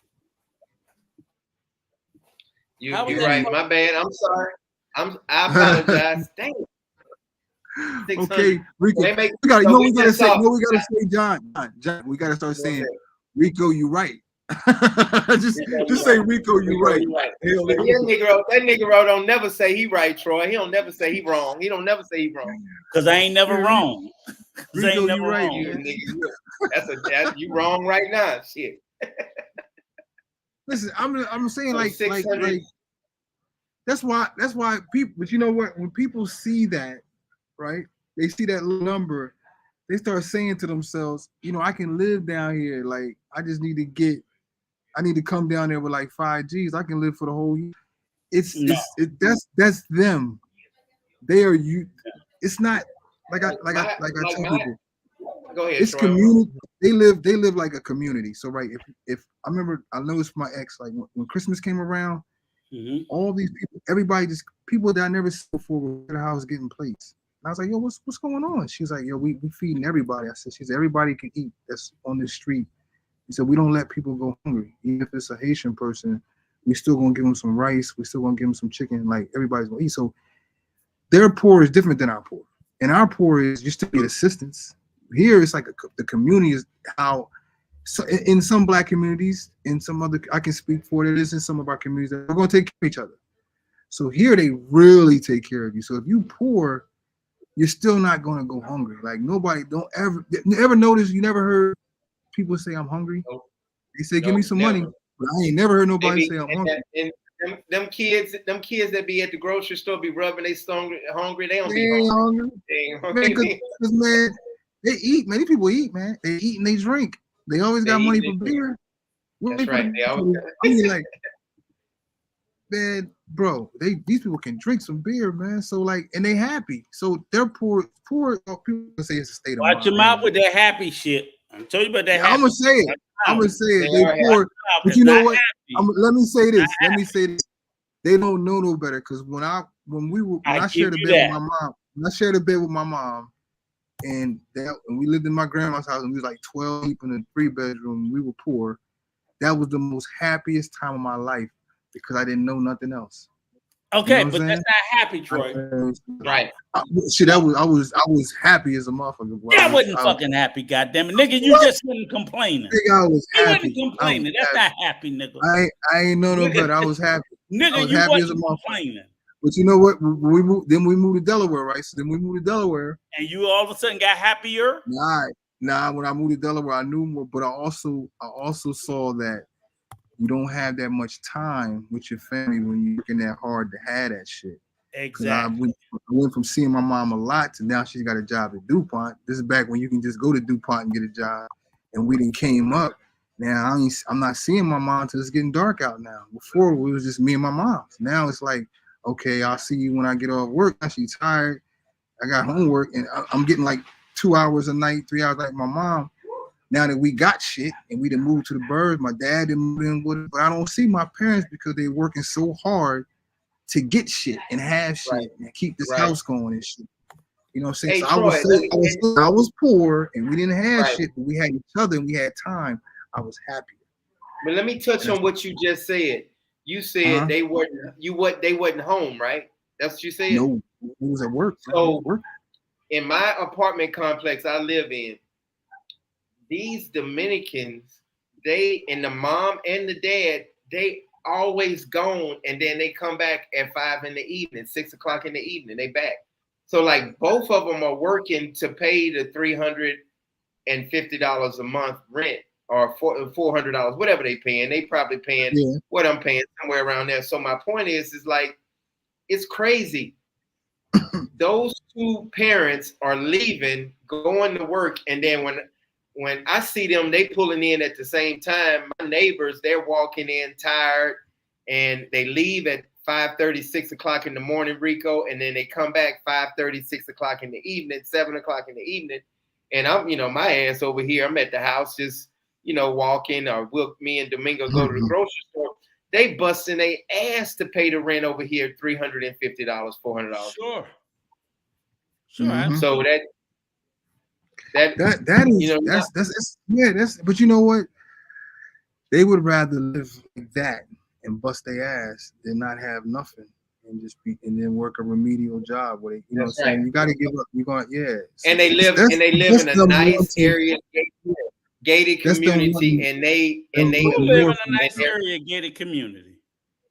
Trying to say my damn area ain't nice, motherfucker. Are you one of them people? Hold on. You ain't been there if you haven't been. What's the rule? What's the rule about Puerto Plata and Punta Cana? If you haven't been there, you can't speak on it. You can't speak on it. You hadn't even been to my house. I got a nice house. I live in a nice neighborhood, a nice house, gated. I like the neighborhood. I like the neighborhood. I'm middle class over here. I'm hot thinking about it. You what you mean you hot thinking? I'm gonna get an AC. Why don't you put something on my AC unit? Hey Troy, this is AC, Troy. Huh? Troy, this is AC. Boy, look, Troy. Boy, hey, listen. Hey, y'all want to know something? Y'all want to know something terrible? This is AC. I got guests coming in this weekend, man, and church I was supposed to get the AU in the bedroom in the apartment, and I didn't. And I'm just hoping it ain't hot. I'm telling them, listen, I'll go. Look, you can sleep in my bedroom. That's what I'm talking about. Sleep in my bedroom. I'll sleep in the apartment. Yeah. The apartment does not have AC. It's just got the fan. It shouldn't be hot. It's not hot though. It's not hot yet. Yeah, but Troy, you be down there sleeping like that. Nah, it's got a fan. You know what I'm saying? Right, got a fan. I'm gonna tell her. Hey, look, you can sleep in my room. You don't want to sleep in there. You can sleep in my room. I'll sleep in old church fan ass Negroes. I don't give a fuck. Hey, I got Troy. Yeah, but it should be cool. It was cool in there when we was in there. Crack the windows, turn the fan on. You know what? Everybody is. You know what the crazy part is? People come out. They scared to stay in there. Nobody wants to stay in there. They scared. I'm like, yo. Now we got the bars on it. So now I'm like, yo, when you put a fucking AC in there. Nigga, it doesn't even need it. It's got the fan. It's cool in there, man. Quan said you don't need AC when you get unlimited cold water. I'm too black for this shit. But you know what? I got, now in this room, I definitely have bars on the windows downstairs in the apartments. Definitely. Right. Now in this room, now look, Troy, Rico. What you got bars for? Ain't no AC for them to steal. For the bars. But listen to this. This is my only room here. I got central air. I got central AC in this room. I keep the fan right in the middle, right right in central, right here in the middle. Right in the right in the central. center. Hey, Troy. You better Hey, get listen. That's Troy, something. You know how they say on that. You know how they say on Game of Thrones, winter is coming. Nigga, summer is coming. You know Hey, better. Troy. You Hey, know Troy. how it's going. Hey, look, Troy. It's so goddamn hot in there. That nigga thoughts is sweating. Man, it gets Man, hot on look, this island. I ain't sweating. Look, my tattoo ain't even moving or sweating or nothing. Look at that. That nigga Listen. thoughts is sweating. He thinking Man, and is sweating like It ooh, gets shit, it's it hot. gets hot. It's hot out here, man. Summertime is that's another thing. I didn't reach my limit with the heat, man. Like that's what it is. My brother, It got I don't know hot my brother today. told It you was on hot the show. today. Let me tell you, my brother. I don't know if he told my brother. I did the interview with my brother. I don't know if he told you, but my kryptonite is heat. I can't be in extreme heat. I get an attitude. I get grouchy, and that's what it is. The temperature is getting hotter. I'm not the same person when I'm hot. Like if you see me sweating somewhere, and like just leave me alone. Like if I'm somewhere at a function, I'm sweating, and I'm don't even come over. Just don't talk to me, man. But Troy, What's you up, got bro? you got these old fake ass Dominicans telling you you don't need no AC. You don't Who told need you that? AC. Oh, you talking about me? Hold on. Who told you? When your thoughts are sweating, your motherfucking ass be like, oh my god, it's so fucking I've hot. been here. It's I so have never fucking had. hot. I never had AC in none of my houses, and I'm Okay. doing good. Coach gonna have you ask the DR. With your stroke gonna be having a stroke. It's so fucking hot. From here on out, Fuck this man said this man has said he's never had AC in any of his apartments. I hope the people have really appreciated how you really went amongst the people, because you really have went amongst the people. If you out there living with you've been through 3 summers. The reason is remember, I played in the hot sun my whole life playing baseball. So the sun don't bother me. He don't bother me. Troy, hear me out, Troy. The sweat on his ass is sweating. When the sweat on your ass is sweating, you know it's hot. That's how fucking hot it gets. 3 summers and no AC. This motherfucker, that's what's gonna happen. You be laid up there in the heat with the sweat on your ass sweating. Fuck that shit. See that? God, you're not gonna get blessed. I'm gonna get blessed with some AC. Give me an AC then, Negro. Up in the air. How you do it with no AC, man? That's why he froze. God froze his ass. 3 summers, no AC. That nigga running around naked. I ain't sweating. Do you see him sweat up under my arms? No. Your sweat is sweating, goddammit. 3 summers and no AC. Yeah, boy. that's right. Dr. AC said summer heat in South Louisiana is 10 times worse in Louisiana. When that humidity hits your ass, that's hot. Bullshit. Louisiana's not a fucking island. That's bullshit. It is not 10 times hotter. The humidity. All right, you add the humidity to it. You telling a goddamn lie. That fucking island is 100 times. That's Dr. HP. I don't Louisiana. like that. That humidity. That humidity. Yo, I'm not. Well, how are you? Okay. Let me answer me this, Coach. How are you getting busy without the AC on? Or are you not? You take cold shower. Y'all take cold showers and then turn that fan on and get busy in that hot ass room. Stop lying, nigga. Stop lying. It's too hot, Coach. I didn't turn down Cat because it was too hot. I'm like, yo, get off. It's too hot. Troy. I tell you what. Troy, that nigga walk across the room. I'm tired. I tell you, since y'all making fun of me, I tell you what, we ain't never make love in the daytime. I tell you that.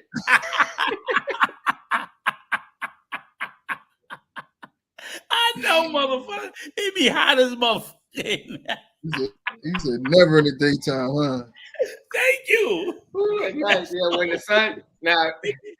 Yeah, I'm getting it. When the sun going down, then we on the same page, me and Dwayne. I heard that, man. Okay. Thank you for being. I heard that, girl, bro. Because I'm like, man. She be like, "Come on, hot. daddy." Oh no, it's too fucking hot. All right, so we're gonna put the heat. The heat is on. Now when we go into the hotel, like when I go to Troy spot, we get it in the daytime when I go to Troy spot. I turn that fucking air up. Listen, I know, motherfucker. That's what I'm saying. Definitely. But coach just slide me a couple hours on the way. I mean, this is for the AC, man. It's for the AC. That's right. I always give Troy some money because I say, hey man, I've been running that. On the way out, he like, yo, this for the AC. Normally I wouldn't take it, but man, I'm about to run the summertime now. But no. And if you don't take it, I'm gonna throw it on the table. All I'm saying is, I'm glad you admitted that. Like, okay, I ain't gonna lie. I don't have no reason. No. I'm talking about like how fucking hot it gets. Because it's like, if you think but I'm telling you, the hottest. Let me tell you, I feel sorry for Dominga when she cooking at 12 at 11 o'clock, and for lunch. That's when it gets hot in the house. Tell her stop fucking cooking at that time. Say fuck it, make sense. You might get her a foreman. I got a good wife. No. I'm not saying you don't have a good woman. I know you got that, but I'm saying, like, tell her, look, get you a George Foreman grill, fucking make sandwiches, something. Because you're right, in the middle of the day is the worst time of the day to be trying to sit there and do any cooking. Be like, hey, yo, man, what the fuck is you doing? Turn that shit off. Yo, my mom had to call because she knew it was hot down here. And she was like, "You all right?" I'm like, "No." And she's like, "What's wrong?" I said, "It's hot." I don't know why you took your blast down there anyway. You didn't think it was gonna be hot when you moved the fuck down there. I didn't know it was gonna be this fucking hot. I didn't. Yo, listen, I enjoy heat in the Army. I was in Savannah, so I'm thinking it don't get no hotter than that. I didn't experience Georgia heat, working out in the field. So I'm like, all right, it's hot. This heat down this motherfucker, man, I'm telling you, my attitude, that's why it be a lot of road rage, because a lot of people don't got no air conditioning in their cars in the summertime. That's right. Yeah. And that's why they be driving crazy, because it's hot, man. And like, yo, my thing is just they trying to get home. They trying to keep that AC circulating, that air circulating in there. In that car. Motherfucker. It man. is. But I'll tell you, I know this summer I'm spending Pool at the Dark. Pool at the Dark jumps off in June. It's every Sunday in June. Pool at the Dark is going to be open. So if you're in Punta Cana, every Sunday night, the bar opens up at about 9 o'clock, and we go get it cracking. It's been a tradition for the last 3 Sundays. That's what we've been doing, man. We've been acting. It's funny. It's funny you said it, but like I said, that is very true. And like someone says, like you and probably I would imagine, who do you guys got up there in Santo Domingo, Coach? Eden Norte. What electric company? Electric company. What's the name of the electric company? It's called something. I don't know. Domingo handle all that shit. I don't know. But I can tell you this. I'm gonna put it to you this way. And Coach don't have AC yet, but he's gonna see a significant jump in his bill when he installs AC. AC makes a difference. Don't even remind me. My bill this month was $14.50. Man, that's crazy, man. Oh my God. You want me to tell you what mine was last month? Nobody was there. How much? We know why yours was that way though. Yeah, it wasn't. I need to get my man to go with the control on. You still ain't putting that. You rich motherfucking American. I gotta get him. Mine's was fucking too much. 75, 180. And it didn't have to be there. It could have been about. Well, Mama gonna be there next month. So when she get there next month, you and Wellington need to go and get that shit put on. So I'm gonna task that to you, because this shit is just ridiculous. That motherfucker Wellington. And you know, Sepim be fucking us 7 days to Sunday. Sepim, you know what Sepim told me? What? Sepim I had a negative 2,000 well, I paid them 2,000 pesos right when my electric cut off. Because I got the prepay shit. So my electric cut off. This is another thing I reached my limit with. We talking about me reaching my limit. So my shit cut off, and I'm like, yo, fuck that. Like, I went to go look at the meter, and I'm like, yo, why I only got 5 kilowatts? I just gave you these motherfuckers. So I go to Sapim office, and she said, we didn't charge you for that. We let you go over there to some shit one time or some shit. And I was like, bullshit. Let me see where you let me go over. Like, I got prepaid. I don't have a bill. She's like, right. Yeah, so now nobody speaks English. Now the manager's not here. The manager's not here. And you know, if you've been in Sapim, you know Sapim got the arm guard. See, I need to get on with that. Arm guard standing up. I'm like, man, let me get the fuck up out of here, man. Yes, you got to get the prepaid shit. So with the prepaid shit, they can't fuck you. You know what I'm saying? I'm gonna be there in June, so I'm gonna need you to scoop her up and go up there and fucking. It's not no problem. I think we got Berto on prepaid. Yeah, Roberto too, because they fucking killing me with this shit. Yeah, you know what? See how long it took me to get the apartment? $160 a month. I'm like, nobody's fucking there. My electric bill, Rick James, it varies because it varies during the season. But I'm using about 700 kilowatts per month. So my bill is like, I put like 2,000 pesos in a week. That's so you're looking at about what, maybe about $40 a month? No, you said 40? Hell no. I'm looking at a month. I'm looking at 110, 120, 115. $120 a month? Yeah, because I got the pool. I got to run the pool. US. Okay. US, yeah. So you're looking at $100 a month, right? But my thing is this, right? But my thing is this, Rick. I'll accept that if I'm there. Troy's at the fucking house. Yeah, and I don't run my air like that either, man. Right, that's you don't run it all the time, Troy. Yeah. I'll be outside and shit. I'll be outside. Right, my issue is me paying the same thing that he paying. I'm like, we ain't fucking there. You gotta let the people know, okay, this nigga's not gonna tell you why his I found out why his electric bill is so fucking high. This ninja, I'm not gonna call you a nigga. This ninja. Go ahead, I'm a nigga. That's fine. This nigga been leaving his air. He been leaving his pool running 24/7. But I don't know how to fucking do this shit. I get to the house, right? I'm like, yo, this nigga pool, is your pool running? It's clean. Yeah, man. Yeah, I said, yo. That don't make no sense. I said, your pool is always supposed. I said, with nobody getting in it, your pool is always supposed to like 2 to 4 hours a day. So you got your pool running 24 hours. I said, that's why your electric bill is so fucking high. It's because your pool is running. You don't have a timer on your pool? Nah, we just let the motherfucker run. I said, you rich motherfucking Americans, man. And this get yourself a fucking timer. Man, shoot, Dominicans unplug they doggone microwave and TV and everything. Man, no doubt. Dominga unplugged. Like when I go get out my office, she walk up in here and unplug the damn fan. Look, and look, the thing is, like it blows me because like we leave the house, even the water fountain, right? Like my wife unplugs the shit, and then when I come there, I'm like, what the fuck? Everything. So I literally have to tell her, do not unplug the refrigerator. She will go through and unplug everything. I'm like, don't unplug the refrigerator. Because that's like, she probably wouldn't do that, but a Dominican she would want to, but literally it's like, and I'd be like, and for me as an American, I'm like, I'm not unplugging anything. Like we leave shit plugged up.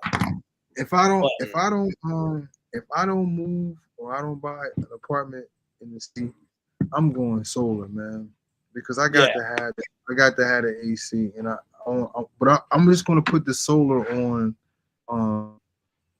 my air conditions in the pool. Everything else I'll eat. That's the thing I'm looking at. Okay, I gotta find. I just want to run my ACs. A motherfucker that's gonna come in and I'm like, okay, let me drop solar. Because somebody told me I can drop solar from my pool pump and then if I can sit there and then slick this and run my ACs to it, then I don't give a fuck. Run my ACs and my pool pump off of fucking solar, because solar is like crazy unlimited in the DR. I'm not even trying to steal no shit back. I'll pay for electric everywhere else. I'm like, okay, then the shit will be like $50, $60 a month. Boom, boom, boom, boom. The shit that's killing me is whenever they run AC and then my pool pump is fucking me 7 ways to Sunday. So I'm like, I need, and the guy told me was, I thought I needed permission. He's like, you need permission to get solar from, so basically Supim, which is our electric company, has to give you the permit for you to do solar for your house, but you don't need a permit for solar for your pool. So I'm like, then you know what? I'm gonna go ahead and do it for my pool, and at the same time, tap my fucking air conditioners into it too. And then it makes sense, right? Then I don't care. So you said we don't need permission to do it for the pool. You don't need permission for your pool. That's what they told me. That like, I'm a firm believer in. Ask for forgiveness, then permission. Ask for forgiveness, then permission. Exactly. So, but I'm like, they don't gotta pay me back. I don't want no money back. I just want to set up a system. I'm gonna set a sound system up on my roof, just for the air conditionings and just for the pool pump. I'll pay for everything else. Right. That's it. I'll pay for it. Let me do solar off of the pool pump and let me do solar off the air. Everything else I fucking pay. But I'm like, literally, I'm paying close to $200 a month. Right. Nobody's in the fucking house. Yeah, it make no sense. I told you, man, listen. And most of it is, you gotta get that timer on your pool, man. If I sit there and say out of the 200, 150 of it is pool air conditioning. Hey, real quick, Coach, how you feeling, man? Yeah, I'm in a little pain, so I'm gonna go ahead and shut it down. I see you, man. We gonna shut. I'm gonna shut it down, and then it's nighttime. It's nighttime too, so me and Domingo, it's our time right now because we got to get it in before the sun come up. Ain't no goddamn air in that room. You ain't got but 5 minutes. Yo, no, 5.5. Motherfucker, you got 2 pumps and you gonna roll to the side. Oh, my back. My neck and my back. My neck and my back. I can't believe my boy's doing me like that. I don't Coach, like that. Coach, thanks for hopping on the live, man. Stop pushing on me, Domingo. Stop pushing on me. Coach, that's not fair. That's not fair.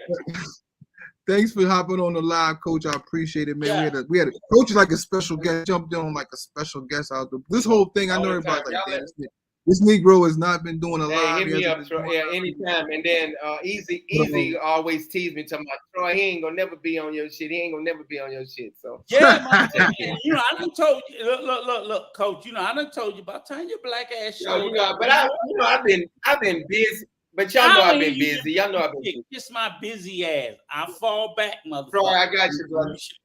I appreciate you. Send me a text. You showed up, so I got to fall back. I'll cuss your ass out on the next one. But thank you. All right, brother. Y'all take care. Y'all love y'all, man. Take care. Later. All right, brother. Love you too. Love you back, bro. Love you back. Yeah, man. Yo, we're gonna wrap it up. But Rico, man, like I said, we gotta circle the wagons, man. Like I reached my limit, man. Like I tried. I tried. I was normally like, yo, chill, Rico. Chill. But yeah, man, the DR got on. The DR helped me this week, y'all. Mm-hmm. What are you drinking? It's like a mojito. Probably. I make mojitos. You saw that on my I got that on my I gotta see if you make them any good. But did you see me making the mojito? You saw me making the mojito on my story. I see you make them, but I ain't tasted, so I don't know. I gotta double. I gotta put more than more rum. 60. No, I need more than because I don't drink, and if I can't taste the alcohol, and it's light to me. No, I know it's light to you drinkers. I know it's light to you. Mojito, the only alcohol mojito is rum. So if you don't Yeah, take so I was putting that alcohol, rum. you didn't put enough rum in it. So you probably put plenty of with sugar, plenty of mint leaves. Because mojito is basically sugar, lemon, mint leaves, a lot of the fucking limes, a lot of the fucking smashing, rum, and then of course, I did all. I got the muller and all that shit. I mulled it out. Yeah. But I went by what the person online said to make. He said put 60 ounces in it, and I put the 60, and I didn't taste it. I was like, I drank it. You didn't taste it. You didn't put enough rum, so you got a little more. It needs more. Yeah, it's probably gonna need a little bit more. I'm gonna tweak it. You come through. Yeah, but you know what? Here's the thing, Troy. When I started fucking around with my boys, they used to fuck with me about making like their Long Island. So my son, he's a huge fucking Long Island iced tea fan, right? And I didn't realize like Long Island iced teas had like 4 liquors. Yeah. I was like, what the fuck? Are you serious? And I didn't know. It was like, oh, you need a gin, you need a rum, you need a tequila, you need a vodka, all 4 white liquors. I got that. And then you taste it with I was like, oh shit, right? So I was like, I said, okay, I'm not even gonna learn just how to make a Long Island. Right. I'm gonna learn how to make 2-3 other variations. So they had another one called Adios Motherfucker, which was like a Mexican. Same thing, 4 liquors, but instead of a Sprite, you use blue curacao to make the drink blue. So instead of it being like brown with Long Island iced tea, blue with the Adios Motherfucker. Then you had another one that was called some sort of Japanese name, and used the green drink, and I forgot what that green drink was. So it was like different things, and it was always every time you made it like, how much alcohol did you taste? You know, did you do an ounce or an ounce and a half of each alcohol? And that was the thing. I think it was a good live. I like this. Yeah, man. I had a good time, man. It took me getting in a bad mood to get on here. Yeah, you know motherfucker, that shouldn't take that. Well, I've been doing shit. I was, and that's why I gotta stop.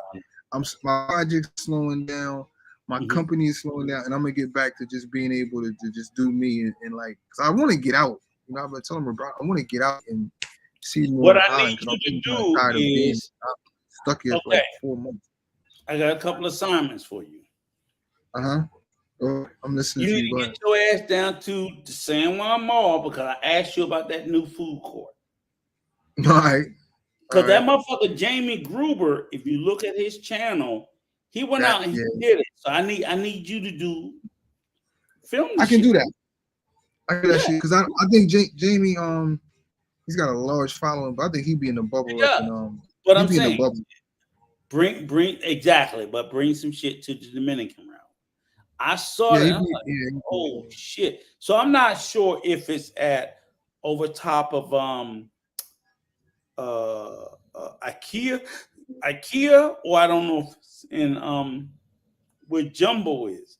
But you can give us a better reference point and say, okay, this is where this is. This is what man. What it is, so on and so forth. So that's one. So I really need that because I was like, damn, when I saw that, I was like, damn, I'm hyped and I'm geeked.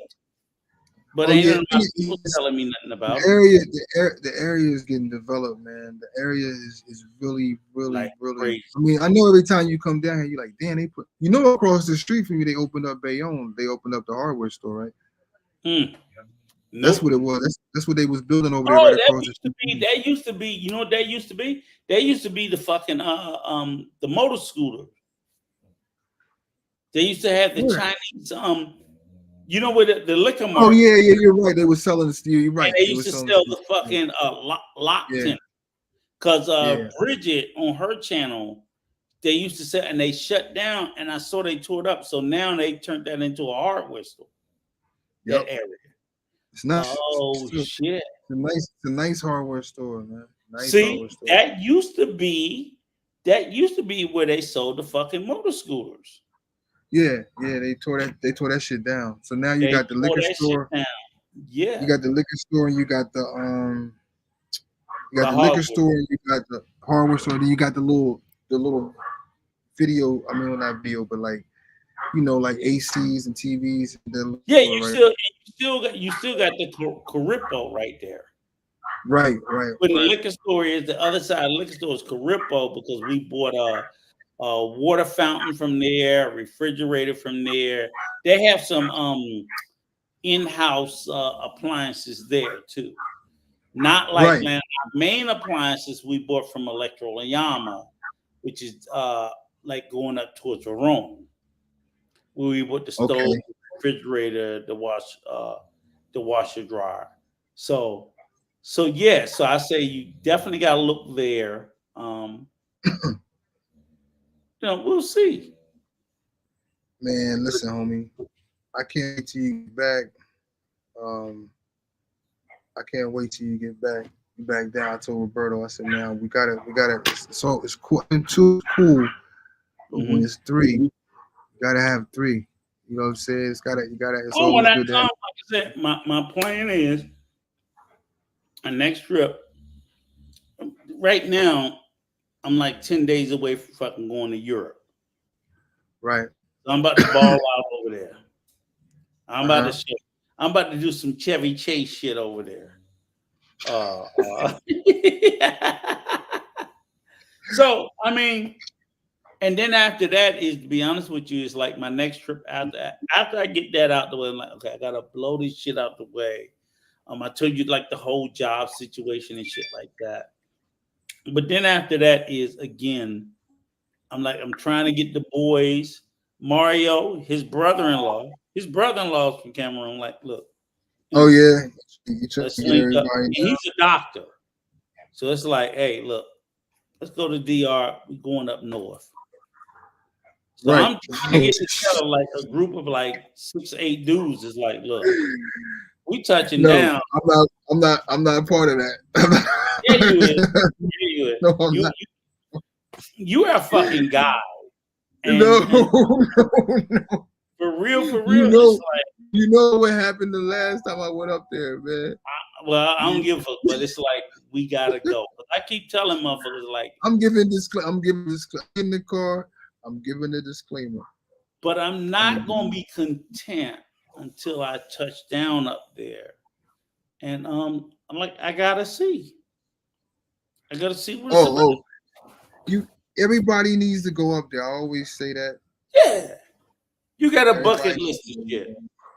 Everybody needs to and go I don't there. think to be honest with you, I don't think it's gonna be a bad trip. I think it's gonna be a fun trip and exciting. Like this is what I was telling Roberto, right? I was like, I was telling Roberto, I said, man, when you get up there, you're gonna be like, because you've been here. And then you're gonna look around and you're gonna be like, man, this is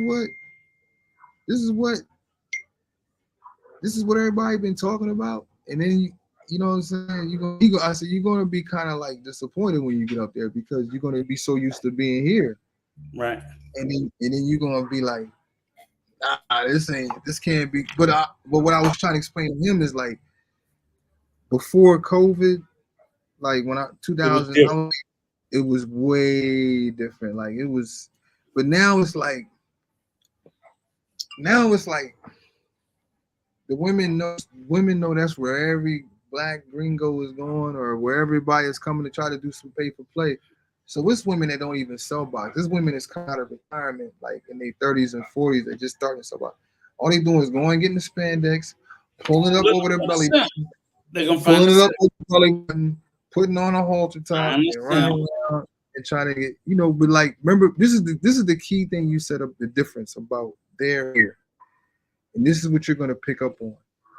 When the women come to the club here, or when they come out here, they got heels on. They putting it on. They're trying to look. I don't see it. Yeah, they just trying to get some spandex, and they take the spandex and pull it up. And flip flops. And you be like, girl, how you just gonna You gonna put your whole stomach in you. That's how that's supposed to look. Exactly. That ain't how that's supposed to. You can't wear that like that. Look, minimal makeup, minimal hair, minimal. It's like minimum, and it's like, Right. you fucking serious?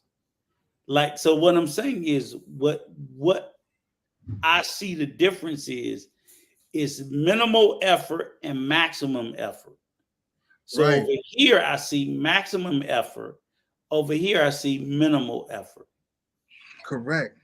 It's You be like, noticeable. It's glaringly noticeable.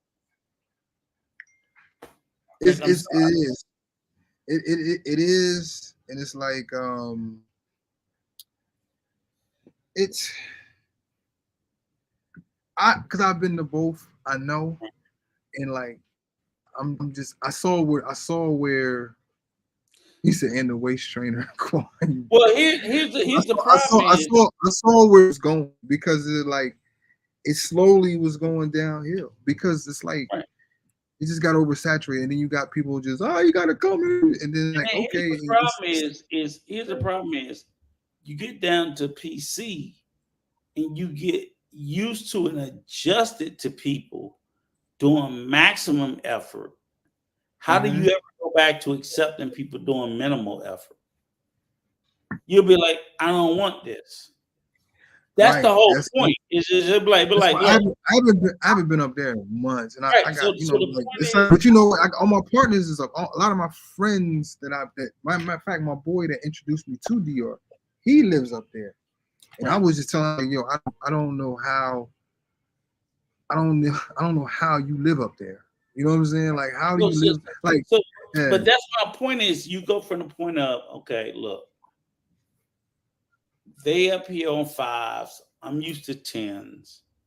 I come back up here with 5s. I haven't lowered my standards. I just don't want 5s anymore.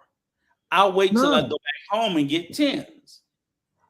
Because it's like, what am I up here partying with 5s for when I go back home and party with 10s? Now, because I've been up there, there's some strong 7/8s. Yeah, but the whole point. So my question is this: okay, if you say there's some strong 7 or 8s, everybody's competing for them. Oh yeah, you're not. There's 10s up there, but you're just not gonna see them. And because these cats is coming in and they'll come in and be like, I'm with you for the weekend. But as opposed to I go to Santo Domingo or PC, and they're everywhere. So again, it comes back. Why you think?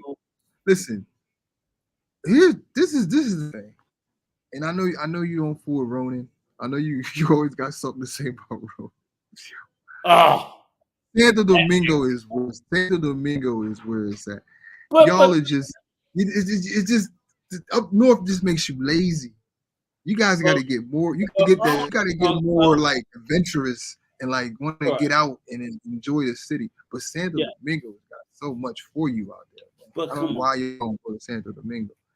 But come on, Ronan talks about flying a motherfucker in from Colombia. I can't. Listen, let me give y'all some info.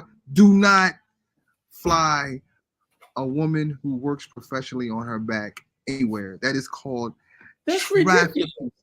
It's called sex trafficking, and you will get locked up. And before we go, because I gotta get ready to go, Rico. I got something coming through. We go. Listen. If you have anything stupid in your phone that does not need to be in your phone, and this isn't for you pedos, because I hope you pedos get caught. But if you got videos of you and your wife, you got videos of you and your girl. If you're coming out of Colombia, get that shit out your phone, because when you get in the States, they're going through your phone because they're cracking down on this. They're cracking down on this pedophile shit. So what they're doing is they're going to catch them bastards coming back. I pray they get to court. I pray they go to jail. But just for my people, for my fellas that you got something with wifey on your phone, because I be damned if some customs agent is gonna look at my wife, nigga pictures of my wife. We ain't doing that. So yeah, but they deserve it. Yeah, they deserve all that. They because deserve it. obviously it's getting out of control. And Troy, I'm not sitting there trying to shit on Ronan, but I'm like, again, I think he's a good guy. I don't blame him, but I'm like, dude, some of the shit you say is a problem. Yeah, we putting out a lot of information that don't need to be out. Yeah, and you brought his name up. I didn't. I wouldn't have brought him up. But I like Ronan, man. I like Ronan. Yeah, but again, I told you told me, oh, that's my guy. I'm like, yeah, but he's still a fucking problem. He flew a motherfucker in from Colombia. So, and I didn't ask him. He bragged about it. He better stop that. If he know what I know, he better stop this shit. If he knows what I know, you did. But if he knows what I know, he better stop that shit. Right. So it's like, why are you not fly any woman? Don't fly any. Matter of fact, don't fly nobody nowhere. They're gonna be where you're going, man. Just get yourself because here's Troy. At the end of the day, that's trafficking within itself. You brought somebody from one country to another country. You traffic that person. Yes, you're gonna get yourself in trouble, man. They starting to crack. They're starting to crack down on these motherfuckers. Is that not a crime? I'm like, wait a minute. You flew somebody from one country to another country for the purpose of what? That's sex trafficking. What the fuck are you doing? And you sit there on the live and you brag about it and you flex about it. And you sit there and go, oh, why you hating? I'm like, nigga, I'm not hating. You motherfuckers are admitting to a crime. The fuck is wrong with y'all? My room junkie shit, y'all got to excuse me. But what I'm saying is, it's like, you're admitting on some serious shit. They cracking down. Right. So if I sat there and said, I'm gonna fly somebody from Mexico to the United States for the purpose of sex, that's sex trafficking. Because I brought them from one country to another country, whether it's with me or anybody else. That's a fucking crime. So why would you admit that on a fucking live? Because you're stupid. Niggas need to stop. Whatever y'all doing. Rick James, you say it's not? You want to bet me on it? You want to bet me on it, Rick James? Remember, you betted me on that fucking that the DR was the most happy. Do you want to bet me? I put $100 to that's a fucking crime. Okay, let's save this for the next week. I gotta go. I just want to catch that because they always do this. Rick James, $100 that's a crime. To bring somebody from one country to another country for the purpose of sex. That's sex trafficking. Don't hesitate, Rick James. No. Give him time to respond. I'm gonna give him time to respond. I'm gonna give you time to respond. You can go Google it. You can search it up. You can do whatever you want. Is that sex trafficking to bring a person from one country to another country? Just make sure. Just make sure. Excuse me. No. They don't have to be a prostitute. Just say, are you going to take the bet? Yes or no, Rick James? Do you want to take the bet? Yes or no, Rick James? Rick James, take the bet. Yes or no? Stop putting all that bullshit in the chat. Yes or no? Crime. You can use the Andrew Tate situation as a good example. Excuse me. You can ruin a child. You can do whatever you. I didn't lose any bet. Do you want to take the bet? Yes or no? Right. Y'all Negroes. Hey, look, man. I'm asking them. Do you want to take the bet? Do you want to take the bet? I love y'all like. Do you want to take the $100 bet from one country? He's basically saying you ain't pay up from the other. Rick James, the bet is from one country to another country. Because in the US, we say one state to the next state. We call it interstate. But I'm saying internationally, one country. Stop. No, look at what no, Troy. Look in the chat. What did he say? Dominicans are the happiest place. That is not. Stop for spank your ass. You want to go ahead and correct them? Oh, me? They didn't get classified as the happiest. They got classified as best mental health. Yeah. You don't listen. Thank you, Sa baby. It's a crime. I'm not gonna argue with you guys about it. I'm trying to educate ourselves that you gotta stop saying this shit. Yeah. It's bad. Hold on. Let me take. Come on. Oh, that should be open. Let me take it inside. Come on. Oh, that's your dope dog. Yeah, that's my dog acting. I don't know why she acting so fucking crazy, man. Huh? Okay.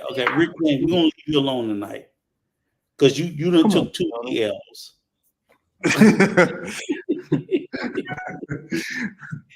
He said I'm like, I can't do this with y'all. I can't. Look, get this Negro. Okay, Rick James. Rico spazzing in the chat. Hey, Griselda, with your little ugly ass. With your ugly, you ugly bitch. I'm putting her up. All right, she's an ugly bitch. You better leave my dog alone, man. You trying to make some money off that her ass, ain't you? Nah, I'm not actually. I don't even want to breed her. I'm gonna get her fixed, man. And you know what? I'm gonna be honest with you. Can I tell you the truth? What's up? Having bred a dog before, I don't recommend it. It's a lot of work. It's too much, man. It is. And if I did breed her, if I was going to breed her, I'd breed her in the States. No, but I'm saying. I mean, I did it in the States, and I did. I had a Rottweiler, and I bred her. I wanted to blow my fucking brains out. I had no idea how bad it was. You got to keep the mother. You got to keep the babies for like 8 weeks. They're pissing and shit everywhere. It's a lot of work. It is. People don't realize breeding dogs is a lot of work. So that's why they charge, what they charge. Yeah, it's too much, man. Yeah, it's a lot. So I say don't do it. Get her ass fixed. Keep it moving. Right. Yeah. It's pool after dark, so I got to holler at y'all. Cool. All right. Well, look, go ahead, enjoy it. This was fun. Yeah.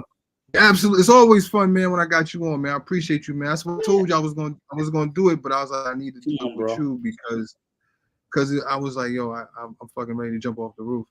But come on, bro. Always. Yeah, I'm holler at you. Everybody, thanks for checking in, and we're gonna catch y'all next week. And Rick James, where Rick James at? Smuggling someone is human trafficking. We continue this next week, Rick. Baby. Hey, you know what? No, Troy.